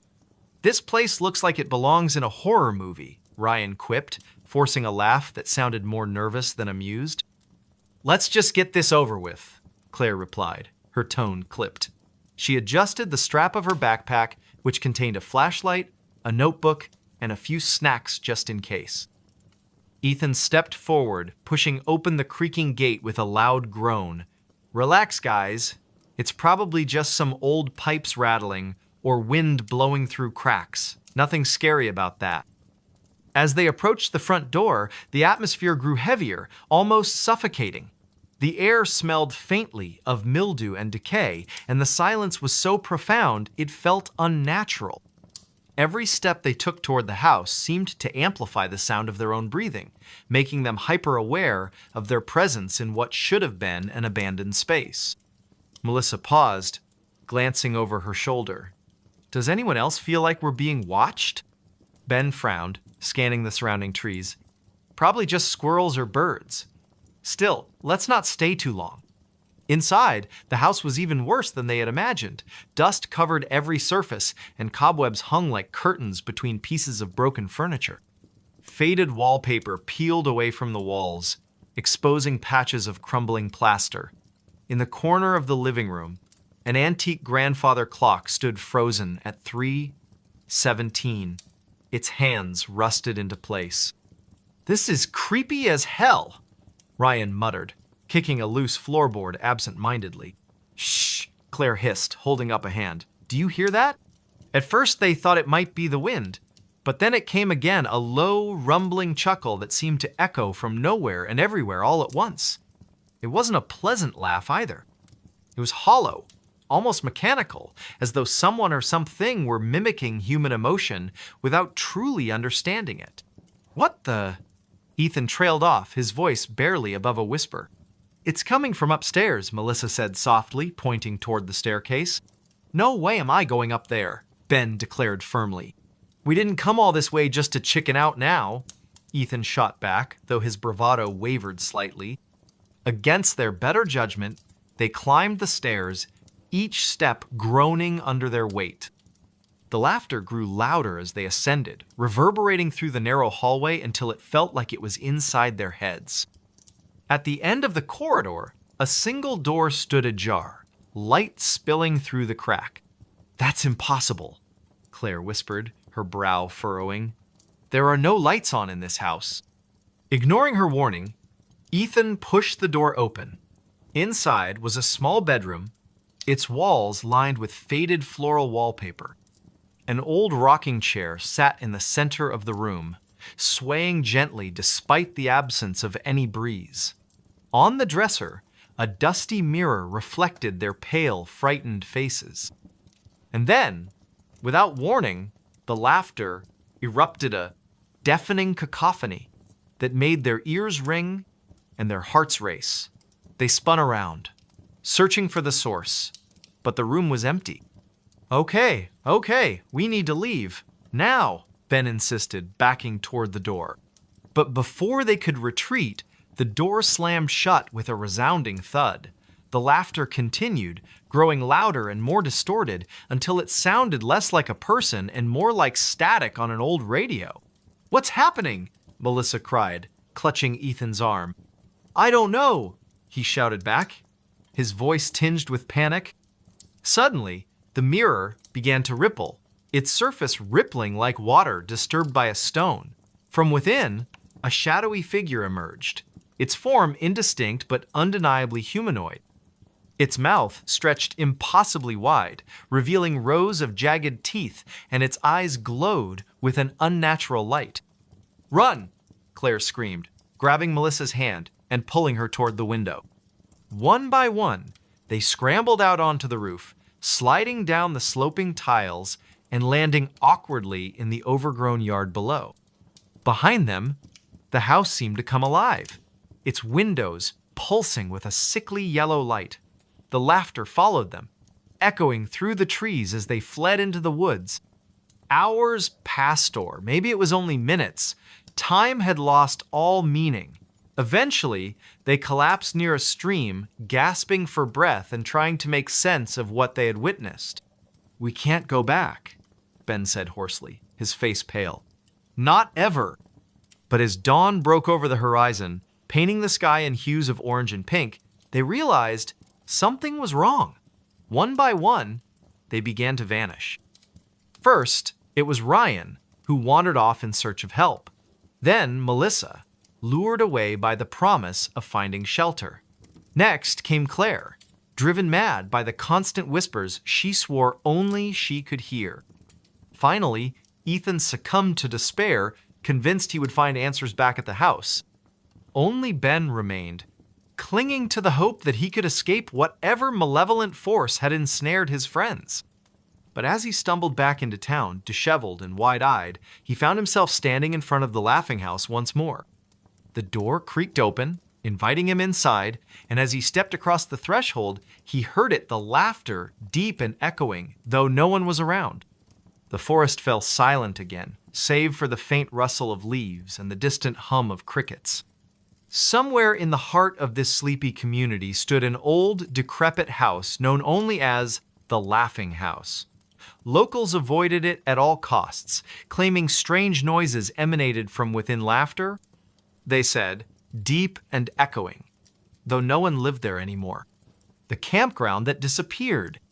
It was late summer, the kind of season where the days stretched endlessly and the nights carried a cool breeze that hinted at autumn's approach. The small town of Pine Ridge, nestled deep within the sprawling forests of the Pacific Northwest, was known for its dense woods, winding rivers, and a history steeped in folklore. Among the locals, there were whispers of a place called Shadow Pines Campground, a remote site deep in the wilderness that had become infamous for strange occurrences. Most dismissed these tales as campfire stories meant to scare children, but not everyone believed they were just myths. Daniel Harper, a young journalist from Seattle, had always been drawn to the eerie and unexplained. He had heard about shadow pines during a trip to Pine Ridge a few years prior, but it wasn't until recently that he decided to investigate further. The stories fascinated him, accounts of hikers vanishing without a trace, strange lights flickering in the forest at night, and an overwhelming sense of dread that seemed to permeate the area.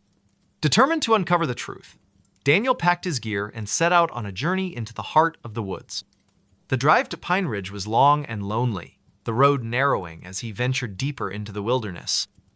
By the time he arrived, dusk was settling over the landscape, painting the sky in hues of orange and purple. The air was thick with the scent of pine and damp earth, and the distant call of birds echoed through the trees. As he checked into a small motel on the edge of town, Daniel couldn't help but notice the wary glances the locals gave him when he mentioned shadow pines. "You sure you want to go up there?" the motel owner asked, his voice low and hesitant. "Folks don't come back from that place."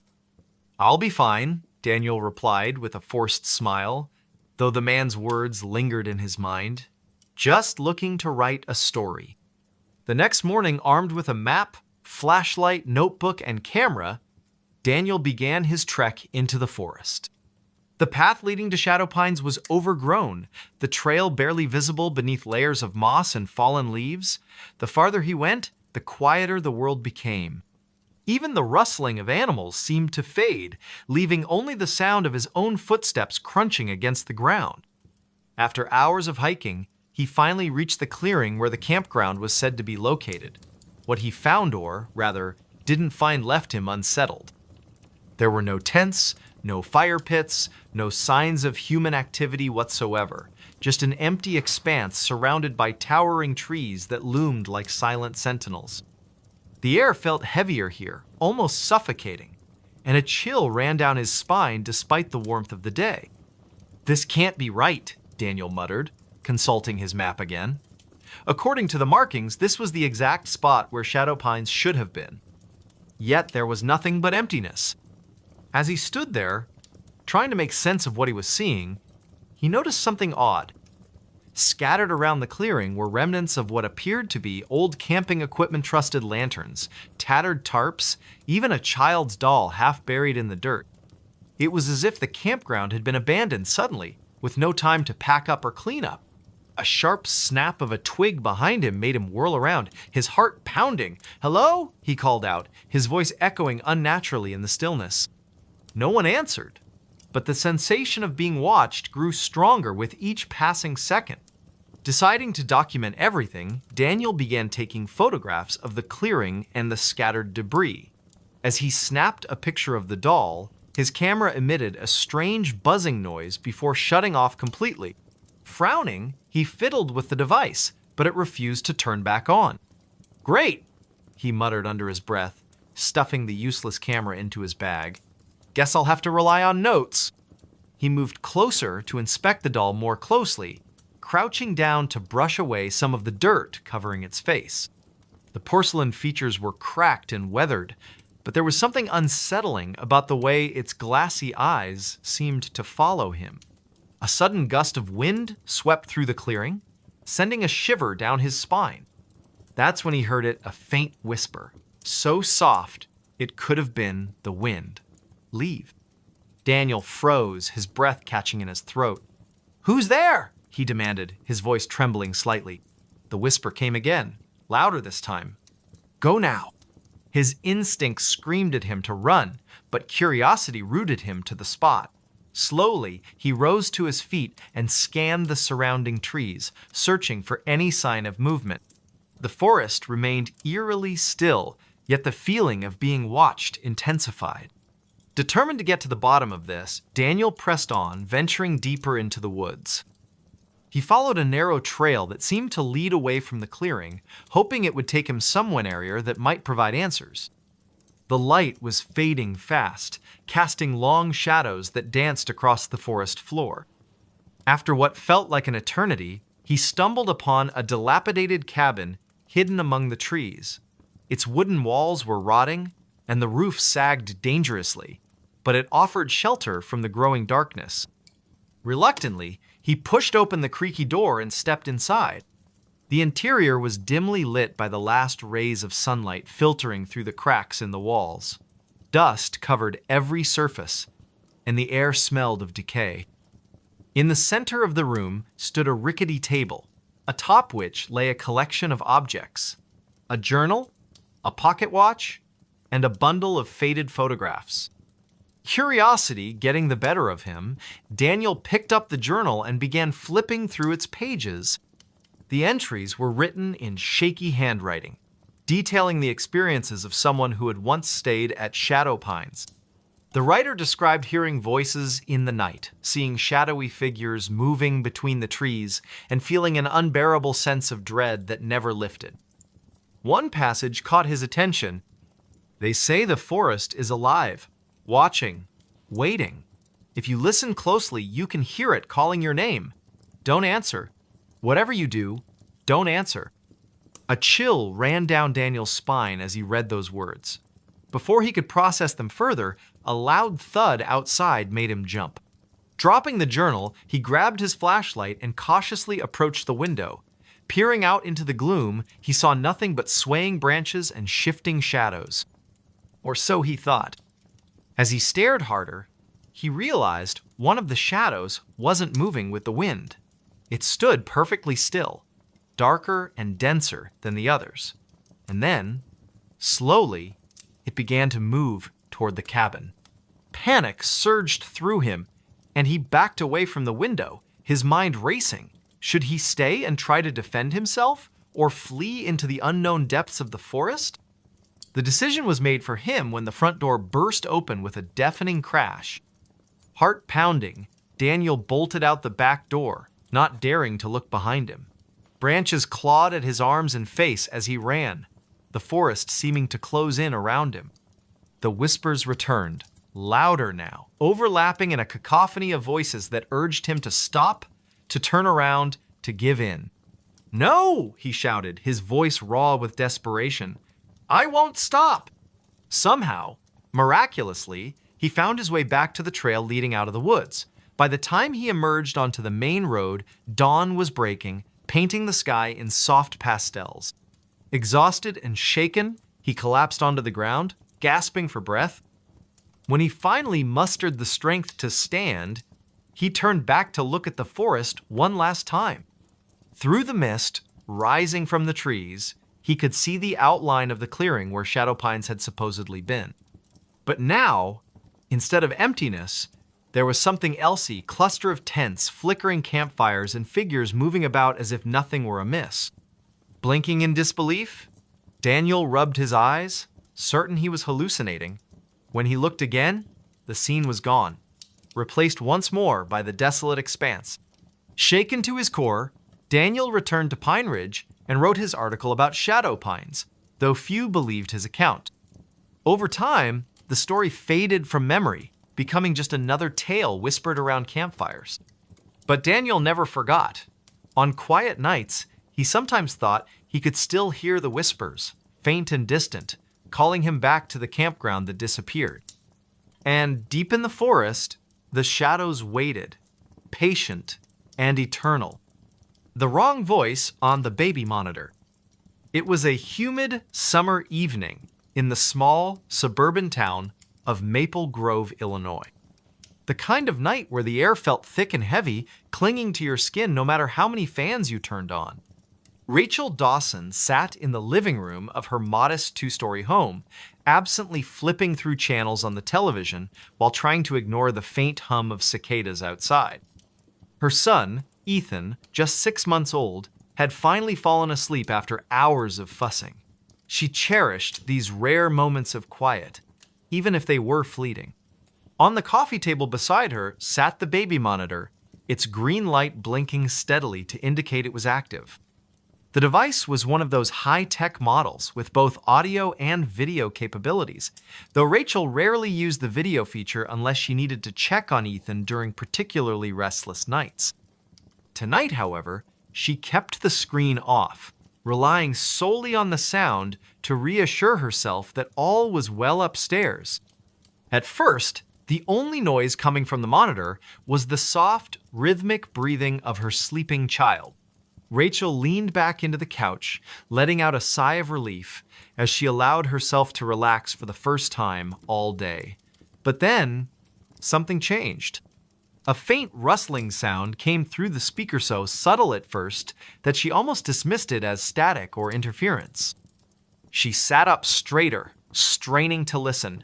Probably just the wind, she murmured to herself, glancing toward the closed windows. Yet deep down, she knew that wasn't it. The sound grew louder, more deliberate, like someone or something was moving around in Ethan's nursery. Her heart began to race as she grabbed the monitor and pressed it closer to her ear. And then she heard it. A voice. Low, distorted, and utterly foreign. It wasn't her husband's voice. He was working late at his office downtown, and it certainly wasn't hers. "Who's there?" the voice whispered, its tone chillingly calm yet tinged with menace. "Why are you watching me?" Rachel froze, her blood turning to ice in her veins. She stared at the monitor, half expecting the screen to flicker to life and reveal an intruder lurking in her baby's room. But when she forced herself to glance at the display, it showed nothing but the familiar image of Ethan's crib, his tiny body curled peacefully beneath his blanket. "Hello," she called out tentatively, her voice shaking. "Is someone in my house?" There was no response, at least not immediately. For a moment, silence reigned once again, save for the gentle breaths of her sleeping son. Just as Rachel began to convince herself she'd imagined the whole thing, the voice returned, louder this time. "Closer." "You shouldn't have listened," it hissed, each word dripping with malice. "Now you'll never stop hearing me." Panic surged through her body as she bolted upright from the couch. Grabbing the nearest Objecta decorative vase from the side table, she sprinted toward the staircase, her footsteps echoing loudly against the hardwood floors. As she reached the top landing, she hesitated, her hand trembling on the railing. What if she opened the door to find... what? An intruder? A ghost? Something far worse? Summoning every ounce of courage she possessed, she pushed open the nursery door and flicked on the light. Everything appeared normal. The mobile above the crib spun lazily, casting soft shadows across the walls. The stuffed animals lining the shelves sat undisturbed, and Ethan continued to sleep soundly, blissfully unaware of the terror gripping his mother. But then she noticed something strange. On the floor near the corner of the room lay a small wooden ratalone she hadn't seen before.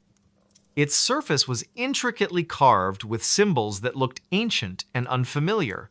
Where had it come from, and why did it give her such an overwhelming sense of dread? Later that night, after securing all the doors and windows, twice, Rachel sat at the kitchen table with her laptop, determined to uncover answers. The voice from the monitor replayed endlessly in her mind, gnawing at her sanity. Could it have been some kind of prank? Or was it something far beyond explanation? Her search led her to local forums and message boards, where residents of Maple Grove occasionally shared stories about strange occurrences in their homes. One thread caught her attention, a post titled "The Crying House." According to the original poster, several families who had lived in Rachel's neighborhood over the past century reported hearing disembodied voices, especially in rooms occupied by young children. Some claimed the voices belonged to former inhabitants who had died tragically within the walls of those houses. Others suggested the land itself was cursed, haunted by spirits tied to the area's Native American history. As Rachel scrolled further, she found comments from people claiming to know specific details about her street. One commenter mentioned a family named Miller who had lived in her exact house decades earlier. Their youngest child, a boy named Timothy, had disappeared under mysterious circumstances. No trace of him was ever found, and the case remained unsolved. A chill ran down Rachel's spine as she read the final comment on the thread. "If you hear him calling, don't respond. He doesn't want help.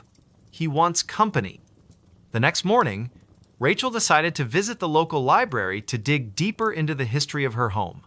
The librarian, a kindly older woman named Mrs. Peterson, greeted her warmly and offered assistance when Rachel explained her research goals. After rifling through dusty archives and yellowed newspaper clippings, they uncovered a series of articles detailing the disappearance of Timothy Miller.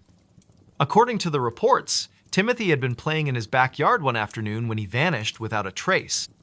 Witnesses claimed they saw a shadowy figure lurking near the edge of the woods behind the property, but no concrete evidence was ever found to support foul play. Over time, rumors circulated that Timothy's spirit still wandered the house, searching for closure, perhaps revenge. Mrs. Peterson leaned in closer, lowering her voice to a whisper. "People say the Millers tried everything to contact him," she said solemnly. "Psychics, seances, even exorcisms. Nothing worked. Eventually, they moved away, convinced the house was cursed." Rachel thanked the librarian and left the building feeling more uneasy than ever. If the voice on the monitor truly belonged to Timothy or whatever remained of him, what did it mean for her and Ethan? That evening, Rachel installed extra locks on all the doors and set up motion-activated cameras around the perimeter of the house. She also kept the baby monitor close at hand, refusing to let it out of her sight. Despite her precautions, the voice returned. This time, it spoke directly to Ethan. "Come play with me," it cooed, its tone deceptively sweet. "We'll have so much fun together." Rachel's heart nearly stopped as she rushed to the nursery, finding her son wide awake and staring blankly at the wall. His expression was eerily calm, almost trance-like.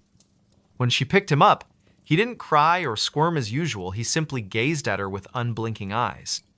Desperate for guidance, Rachel reached out to a friend who specialized in paranormal investigations. Mark Thompson arrived the following day armed with equipment designed to detect supernatural activity.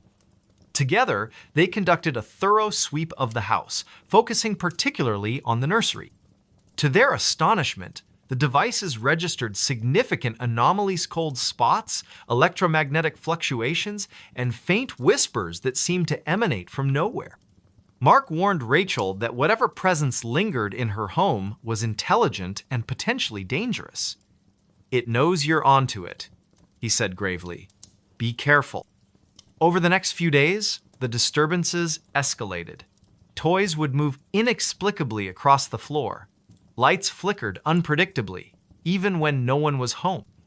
And the voice on the monitor grew increasingly aggressive, taunting Rachel with cryptic messages meant to unsettle her. One night, unable to endure the torment any longer, Rachel decided to confront the entity head-on. Standing in the nursery with the baby monitor in hand, she addressed the empty space around her. "What do you want from us?" she demanded, her voice quivering despite her resolve. For a moment, there was silence. Then, the voice replied not through the monitor, but seemingly from everywhere at once. "He's mine now. You can't protect him forever."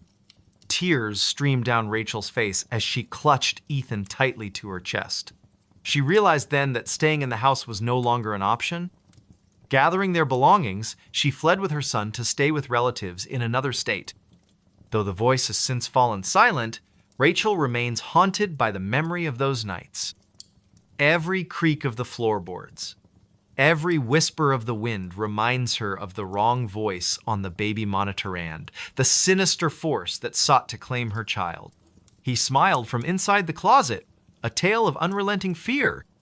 It was a damp, overcast afternoon in late November when Emily moved into her new apartment on the outskirts of Portland, Oregon. The building was old, its brick facade weathered by decades of rain and neglect, but the rent was affordable, and she needed a fresh start after leaving her previous job in Seattle. She had always been drawn to older places, their creaky floors and peeling wallpaper imbued with stories of lives long past. Yet, as she carried the last box through the front door, she couldn't shake the feeling that something about this particular apartment wasn't quite right. The unit itself was Modesta single bedroom, a small kitchenette, and a living room just large enough for her secondhand couch and coffee table. The walls were painted a faded cream color, and the hardwood floors groaned underfoot with every step. Despite the dim lighting filtering through the grimy windows, there was an undeniable charm to the spaceor, so she tried to convince herself. But it was the closet in the bedroom that caught her attention first. It was narrow and shallow, barely big enough to hang more than a few outfits, but something about it seemed off. As she unpacked her belongings, Emily found herself glancing at the closet door repeatedly, her unease growing with each passing hour. The wood paneling was scratched and warped, the brass handle tarnished with age. She told herself it was just her imagination playing tricks on her, the result of too many horror movies watched during sleepless nights. Still, she couldn't resist testing the door, pulling it open to reveal the cramped interior. Empty hangers swayed gently, though she hadn't touched them, and the faint smell of mildew lingered in the air. Shaking her head, she closed the door firmly and returned to her task. By evening, the rain had begun to fall, tapping softly against the window panes as twilight settled over the city. Emily sat cross-legged on the floor, sorting through a box of books and photographs, her mind drifting back to memories of her childhood home in Montana. The rhythmic patter of raindrops lulled her into a sense of calm, and for a moment, she almost forgot about the nagging discomfort the closet had stirred earlier. Almost. Then, just as she reached for another stack of papers, she heard a soft click, like the sound of a latch being released. Her fingers froze mid-motion, and she turned her head slowly toward the closet. The door stood slightly ajar, though she was certain she had closed it tightly before sitting down. "Probably just the wind," she murmured, forcing a nervous laugh. She rose to her feet and walked over to the closet, her socks whispering against the floorboards. With a deep breath, she pushed the door shut again, making sure it latched securely.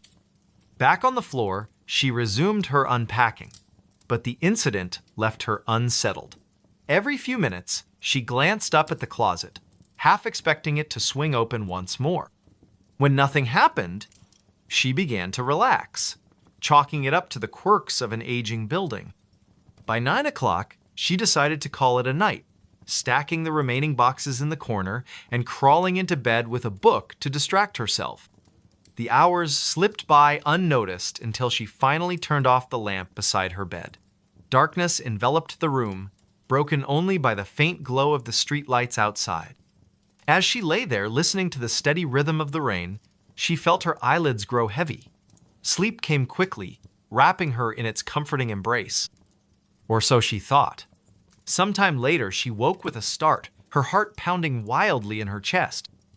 At first, she wasn't sure what had roused her there.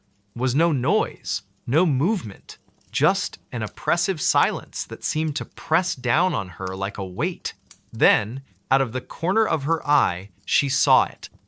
A sliver of darkness where none should have been the closet door was open again. Emily sat bolt upright, her pulse racing. The room was pitch black, save for the pale light streaming through the window, casting eerie shadows across the walls. She stared at the closet, willing herself to believe it was just her imagination. After all, doors could open accidentally, couldn't they? Maybe the latch was faulty. Maybe. And then she saw it. A flicker of movement inside the closet, so subtle she almost missed it. Something shifted in the shadows, just beyond the reach of the light. Her breath hitched in her throat as she strained to see more clearly. Was someone in there? Had someone broken in while she slept? Summoning every ounce of courage, she reached for the lamp on her bedside table and switched it on. The sudden brightness illuminated the room, revealing the closet's empty interior. Nothing stirred within its confines, no sign of an intruder or anything out of place. Relief washed over her, followed immediately by confusion. If no one was there, why did she feel so uneasy? She climbed out of bed and approached the closet cautiously, her bare feet cold against the wooden floor. Reaching out, she pulled the door shut once more, ensuring it clicked firmly into place. As she turned to go back to bed, however, she heard a low, muffled chuckle emanating from behind her. It was soft, almost imperceptible, but unmistakably human. Her blood ran cold as she spun around, her eyes darting toward the closet. The door remained closed, but the laughter continued, echoing faintly in the stillness of the room. "Who's there?" she demanded, her voice trembling. There was no response, only the sound of her own ragged breathing. She backed away slowly, her gaze fixed on the closet, until she bumped into the edge of her bed. Without thinking, she grabbed her phone and dialed 911, her fingers shaking as she pressed the numbers. Before the operator could answer, the line went dead. She stared at the screen in disbelief. It was as if the phone had lost all power, despite being fully charged moments ago. Desperate, she grabbed a flashlight from the nightstand and aimed its beam directly at the closet. The light revealed nothing unusual, yet the laughter persisted, growing louder and more distinct. It wasn't mocking or cruel. Instead, it carried an unsettling warmth, as though someone found genuine amusement in her terror. And then, just as suddenly as it had started, it stopped. Silence fell once more, heavier than before. Emily sank onto the edge of her bed, clutching the flashlight like a lifeline. Her mind raced with possibilities, none of which offered any comfort. Was she losing her mind? Was this some kind of prank? Or was something truly haunting her new home? Unable to stay in the room any longer, she retreated to the living room, curling up on the couch with a blanket wrapped tightly around her shoulders. For the rest of the night, she kept the lights on, jumping at every creak and groan the building made. When morning finally arrived, she felt exhausted, both physically and emotionally drained. Determined to uncover the truth, Emily spent the following day investigating her apartment. She inspected the closet thoroughly, checking for hidden compartments or signs of tampering, but found nothing out of the ordinary. She even asked her neighbors if they had experienced anything strange, but they dismissed her concerns, attributing the noises to the building's age. Frustrated and increasingly anxious, she decided to research the history of the property online. What she discovered chilled her to the bone. Decades earlier, the building had been the site of a grisly murder-suicide. A man named Harold Grayson, described in news articles as reclusive and deeply disturbed, had killed his wife and young daughter before taking his own life in the very same apartment.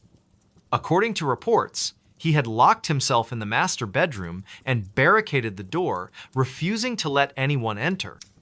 When authorities finally broke in, they found his body slumped against the closet, a knife clutched in his hand, and a disturbing smile frozen on his face. Emily's stomach churned as she read the details, her mind conjuring images she wished she could unsee. Could it be possible that Harold's spirit still lingered in the apartment, trapped between worlds? She didn't consider herself superstitious, but the coincidence was too striking to ignore. That evening, she resolved to confront whatever presence haunted her home. Armed with a camera and a digital recorder, she sat cross-legged on the floor of her bedroom, facing the closet. The atmosphere was tense, charged with an energy that made her skin prickle. She pressed record and began speaking aloud, her voice wavering slightly. "If you're here, If you can hear me, please show yourself. I don't mean any harm. I just want to understand." For several minutes, nothing happened. The room remained silent. The only sound, the faint hum of the recorder. Just as she began to doubt her plan, the closet door creaked open slowly, inch by inch, until it stood wide. Emily's breath caught in her throat as she stared into the darkness, her grip tightening on the camera. From within the shadows, two pale eyes appeared, gleaming faintly in the dim light. They were accompanied by the unmistakable curve of a grin-wide, toothy, and utterly unnatural. "Harold?" she whispered, her voice barely audible. In response, the figure stepped forward, emerging fully into view. He was gaunt, his skin stretched taut over sunken cheeks, his hair matted and unkempt, his clothes were tattered, remnants of a bygone era, and his hands were stained with dried blood. But it was his smile that terrified her most, a grotesque caricature of joy, devoid of humanity. "You shouldn't have come here," he rasped, his voice a guttural blend of malice and sorrow. "This isn't your place." Emily scrambled backward, dropping the camera as she fumbled for her phone. Her fingers trembled as she dialed emergency services, but the call failed to connect. Harold advanced steadily, his grin widening with each step. "You can't leave," he said, his tone almost playful. "Not after seeing me." Panic surged through her veins as she bolted for the door, but it slammed shut before she could reach it. Trapped, she turned to face him, tears streaming down her face. "Please," she begged, her voice cracking. "I didn't know. I swear I didn't know." Harold tilted his head, studying her with an expression of detached curiosity. "Too late?" he murmured, raising a bloody hand toward her. "Now you'll stay with us." The world dissolved into chaos. Emily screamed, clawing at the door in a futile attempt to escape, but her efforts were in vain. The last thing she saw before darkness claimed her was Harold's smile bright, unyielding, and utterly triumphant. Weeks later, the apartment sat empty, its windows boarded up and its halls silent. Neighbors whispered about the tragedy, speculating about the young woman who had vanished without a trace. Some claimed to hear faint laughter coming from the unit late at night, while others reported seeing a shadowy figure standing in the window. No one dared to investigate further. And deep within the walls of the old building, Harold Grayson smiled contentedly, knowing he would never be alone again. They moved out. Something stayed. It was late spring in the small town of Black Hollow, a quiet community nestled in the rolling hills of Ohio. The air carried the scent of blooming wildflowers, and the sun hung low in the sky, casting golden rays over the rows of modest houses that lined the streets. Among these homes stood 42 Maplewood Lane, a weathered Victorian house with peeling white paint and crooked shutters. For decades, it had been the residence of the Thompson family parents, 2 children, and their aging dog Bud. Now, it sat empty, its windows dark, and its porch sagging under the weight of neglect. The Thompsons had moved out abruptly, leaving behind whispers among the neighbors. No one knew exactly why they left, only that they had packed up overnight and vanished without a word. Some said it was because of financial troubles. Others claimed the house was haunted. Whatever the reason, the property remained unoccupied for months, its presence growing more ominous with each passing day. Then came Emma Dawson, a young woman in her late 20s who had inherited the house from a distant relative she barely remembered. A freelance photographer by trade, Emma was drawn to the idea of solitude, a chance to escape the chaos of city life and focus on her work. She arrived at the house one cloudy afternoon, her car loaded with boxes and camera equipment. As she stepped out of the vehicle, she couldn't shake the feeling that something about the place felt off. The air seemed heavier here, the silence almost oppressive. Still, she reminded herself that old houses often had quirks, and this one would be no different. "It's just an old house," she muttered under her breath, though her voice lacked conviction. "Nothing to worry about." Unlocking the front door, Emma stepped inside, her footsteps echoing on the creaky wooden floors. The interior was dim, the sunlight filtering weakly through dusty curtains. Cobwebs clung to the corners of the ceiling, and a thin layer of grime coated every surface. Boxes were stacked haphazardly in the living room, remnants of the previous owner's hasty departure. Emma set down her bag and began unpacking, determined to make the space livable. As she worked, she noticed strange details about the house scratches on the walls that looked too deliberate to be accidental, faint scorch marks on the carpet, and a peculiar odor that lingered despite her efforts to air out the rooms. By nightfall, she had made some progress, but exhaustion crept in quickly. Deciding to call it a night, she lit a few candles and settled onto the couch with a cup of tea. Outside, the wind howled through the trees, rattling the loose shutters and sending shadows dancing across the walls. That's when she heard the first sound that would haunt her nights to come. A soft thud came from upstairs, followed by the unmistakable creak of floorboards. Emma froze, her teacup halfway to her lips. "Hello?" she called out, her voice trembling slightly. No response. She told herself it was probably just the house settling, but the unease gnawing at her stomach wouldn't subside. Setting aside her tea, she grabbed a flashlight and cautiously climbed the staircase.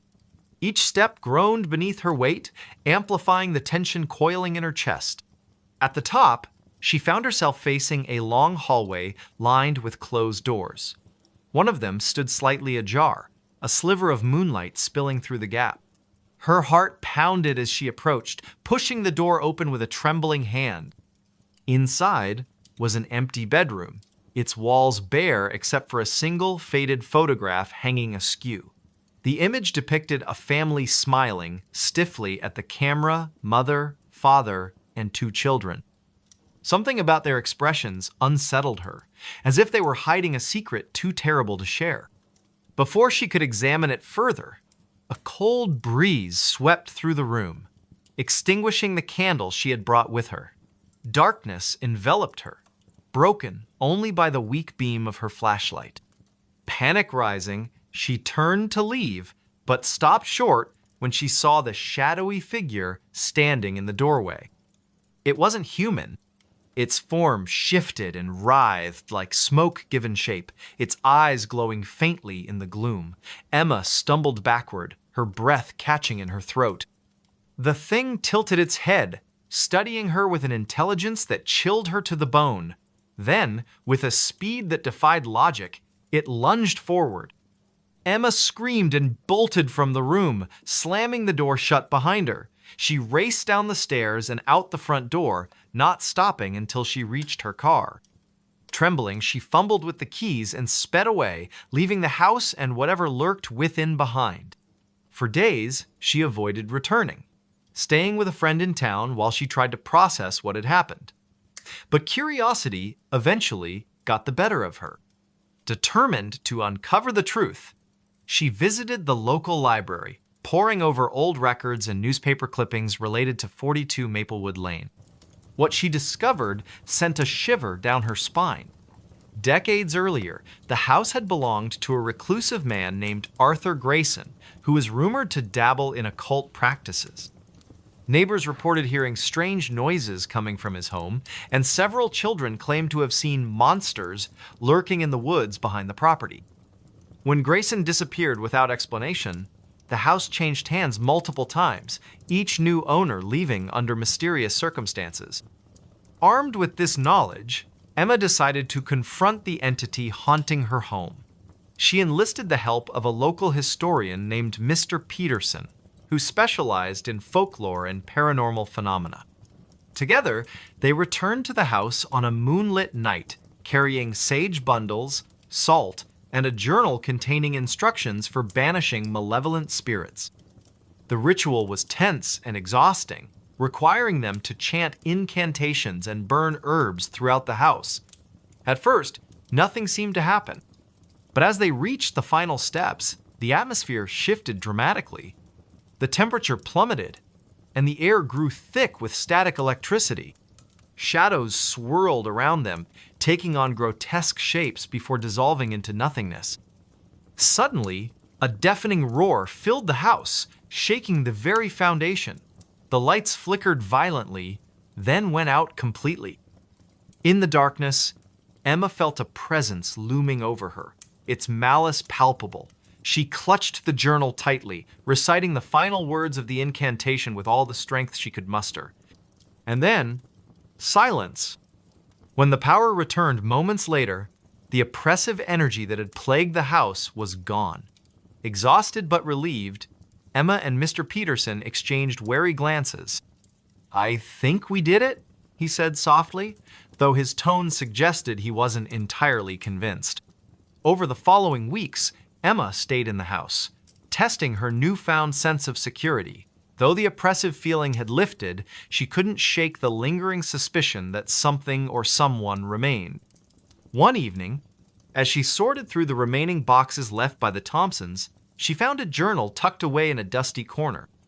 Its pages were filled with frantic scribbles detailing the family's experiences in the house. They described hearing voices in the walls, seeing shadowy figures in the hallways, and feeling an overwhelming sense of dread that never eased. In the final entry, written in shaky handwriting, the author confessed, "We're leaving tonight. We can't stay any longer. It watches us. It waits. We thought moving out would end it, but I fear it will follow us wherever we go." The realization hit Emma like a punch to the gut. The Thompsons hadn't escaped, they had simply passed the burden on to her. From that moment on, Emma lived in constant vigilance, aware that the house might still harbor secrets she hadn't uncovered. Occasionally, she would hear faint whispers drifting through the halls or catch glimpses of movement out of the corner of her eye. But she refused to abandon the home she had fought so hard to reclaim. "They moved out," she whispered to herself one night, staring into the flickering flame of a candle. But something stayed. And deep within the walls of 42 Maplewood Lane, the shadows stirred once more. The note under the floorboards. Late one October evening, in a small town nestled deep within the Appalachian Mountains of West Virginia, a man named Daniel Harper found himself alone in his late grandmother's creaky old house. The air was thick with the scent of damp wood and aged paper, and the faint hum of insects echoed through the cracks in the walls. It had been years since he last visited this place, but after her passing, Daniel felt an inexplicable pull to return, as if some unseen force was calling him back to uncover something long buried. The house stood at the end of a winding dirt road, surrounded by towering oak trees whose skeletal branches clawed at the darkening sky. Its weathered exterior bore the marks of time-peeling paint, sagging shutters, and a porch that groaned under even the slightest weight. Inside, things were no better. Dust coated every surface, and shadows seemed to linger longer than they should. The electricity hadn't worked for years, so Daniel relied on oil lamps scattered throughout the house to fend off the encroaching darkness. It was during his second night there that it happened. Daniel had decided to clean out the attic, a task he'd been avoiding since arriving. As he shuffled through boxes filled with yellowed photographs and forgotten trinkets, he noticed a loose floorboard near the far corner of the room. At first, he thought nothing of it, just another sign of the house's decay, but curiosity got the better of him. Kneeling down, he pried the warped plank up with a crowbar he'd brought along. Beneath the board lay a single sheet of paper, folded neatly into quarters. His heart thudded in his chest as he picked it up, the texture rough against his fingertips. Unfolding it revealed handwriting scrawled in faded ink, the letters shaky yet deliberate. The note read, "If you've found this, then I am already gone. They are here watching from the woods. Do not trust them. Burn the house before it spreads further." A chill ran down Daniel's spine as he stared at the cryptic message. Who wrote this? And what did they mean by they? He tried to shake off the unease settling over him, telling himself it was probably just some prank left behind by a mischievous relative decades ago. But deep down, he couldn't ignore the gnawing feeling that something wasn't right. That night, sleep eluded him. Every creak of the house sounded louder, every shadow darker. Around midnight, he heard a soft tapping coming from somewhere below. At first, he convinced himself it was just the wind rattling the windows or branches brushing against the siding. But when the sound grew more insistent, almost rhythmic, he knew it wasn't natural. Gripping the flashlight tightly, Daniel descended the narrow staircase leading to the main floor. The beam of light cut through the oppressive gloom, revealing empty rooms and cobwebbed corners. The tapping led him to the living room, where the source seemed to emanate from beneath the floorboards. His pulse quickened as he knelt down and examined the wooden planks. One of them shifted slightly when he pressed on it, revealing another hidden compartment. Inside, he found another note, identical in appearance to the first. This one read, "You shouldn't have come back. Leave while you still can. Once they know you're here, there will be no escape." Panic bubbled up inside him, but he forced himself to stay calm. "This is ridiculous," he muttered aloud, trying to reassure himself. "Just someone messing with me." Yet, as he stood there in the dim light, he couldn't shake the sensation of being watched. Slowly, he turned toward the window and froze. Through the glass, barely visible in the moonlight, stood a figure cloaked in shadow. It didn't move, didn't make a sound, but its presence was undeniable. Daniel blinked, certain his eyes were playing tricks on him, but when he looked again, it was still there. Instinctively, he took a step back, knocking over a nearby lamp. The crash startled him, and by the time he regained his composure and peered outside once more, the figure was gone. The next morning, Daniel told himself it was all in his head. Sleep deprivation, combined with the eerie atmosphere of the house, must have conjured those hallucinations. Still, he couldn't bring himself to dismiss the notes entirely. Determined to get to the bottom of things, he began digging through his grandmother's belongings for answers. In a dusty trunk stored in the basement, he discovered a journal belonging to her. Flipping through its brittle pages, he learned about strange occurrences she documented over the years' disappearances in the surrounding woods, livestock mutilations, and whispers of a cult operating in secret. She mentioned seeing figures lurking outside the property line at night, always retreating into the forest whenever approached. One entry stood out above the rest. "They offered me a deal to leave the house untouched in exchange for silence. I refused. Now I fear they'll come for me next. If anything happens to me, destroy this place. Don't let them use it." Daniel's hands trembled as he closed the journal. Whatever his grandmother had encountered, it was real and dangerous. He resolved to burn the house down as instructed, but first, he needed proof. He couldn't risk looking like a lunatic to the authorities if he reported these events without evidence. That evening, armed with a camera and a renewed sense of purpose, Daniel ventured into the woods surrounding the property. The forest was eerily silent, save for the occasional rustle of leaves overhead.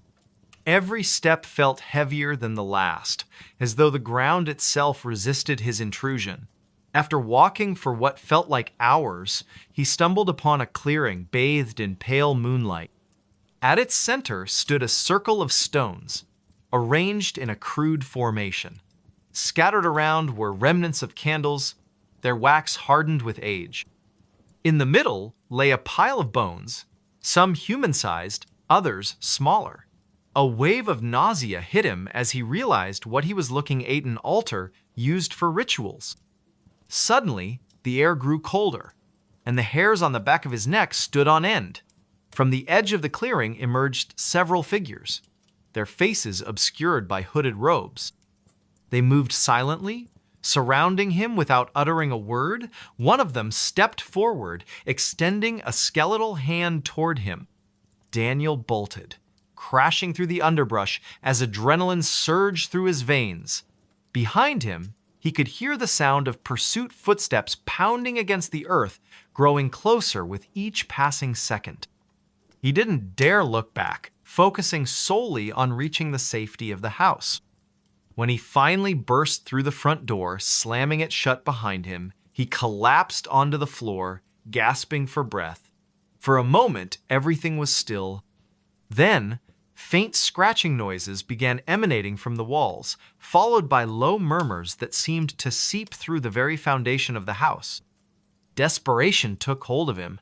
Grabbing a box of matches from the kitchen, he set fire to the curtains, watching as flames quickly consumed the dry fabric. Smoke filled the air, choking him as he stumbled outside.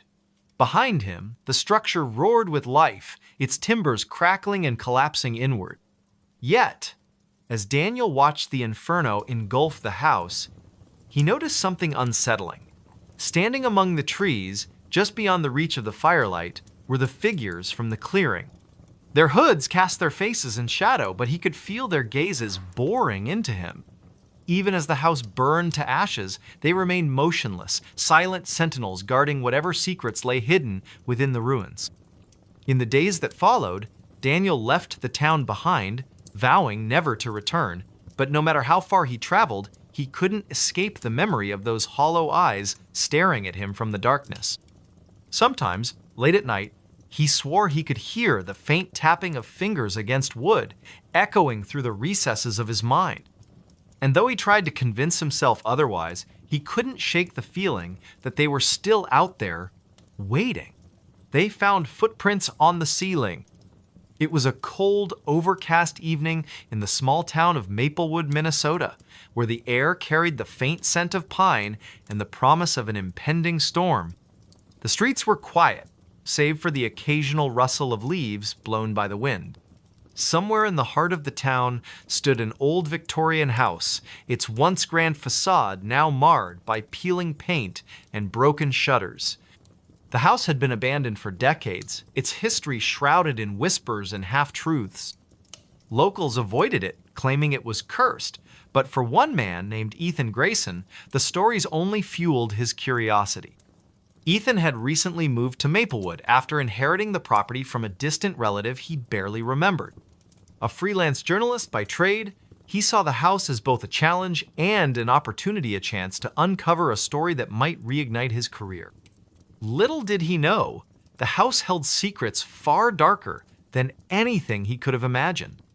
The first night he spent there, Ethan was struck by how oppressive the silence felt. Even with the hum of his portable heater and the soft glow of his desk lamp, the house seemed alive in ways he couldn't explain. The wooden floors groaned under their own weight, and the walls creaked as if shifting ever so slightly.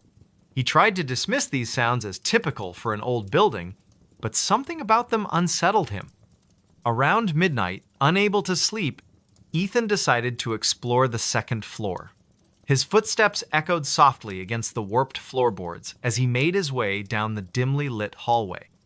At the end of the corridor, he noticed a door slightly ajar, a room he hadn't yet investigated. Pushing it open, he found himself in what appeared to be a child's bedroom, though it had clearly been unused for years. Toys lay scattered across the floor, their colors faded with time, and a dollhouse sat in the corner, its tiny furniture covered in dust. As Ethan stepped inside, he felt a sudden chill run down his spine. The air in the room was colder than the rest of the house, almost unnaturally so. He shook his head, chiding himself for being overly imaginative, and turned his attention to the ceiling. That's when he saw them footprints. Perfectly imprinted into the plaster, they trailed across the surface as though someone or something had walked upside down. His breath caught in his throat. For a moment, he thought his eyes were deceiving him, but no matter how many times he blinked or tilted his head, the prints remained. They were small, like those of a child, but their placement defied logic. Or what could leave such marks? And why here, in this room? Overwhelmed by a mix of fear and fascination, Ethan snapped several photos of the footprints with his phone. He told himself he would analyze them later, perhaps even show them to someone who might have an explanation. But deep down, he knew there was no rational answer for what he was seeing. The next morning, Ethan visited the local library, hoping to find records or documents related to the house's history. The librarian, an elderly woman named Mrs. Hargrove, greeted him with a wary smile. "You're staying at the old Grayson place, aren't you?" she asked, her tone tinged with concern. Yes, Ethan replied cautiously. Do you know much about it? Mrs. Hargrove hesitated before answering, glancing around as if afraid someone might overhear. That house has a troubled past, she said finally. Back in the 50s, a family lived there, the Millers. They had a daughter, Emily, who disappeared one night without a trace. Some say she ran away, others believe something unnatural took her. Ethan's stomach tightened. What happened to the family? They left soon after, Mrs. Hargrove continued. Couldn't bear to stay in the house any longer. People claimed they heard strange noises coming from upstairs, footsteps, laughter, crying, but no one ever saw anyone. After that, the house sat empty for years. Armed with this new information, Ethan returned home.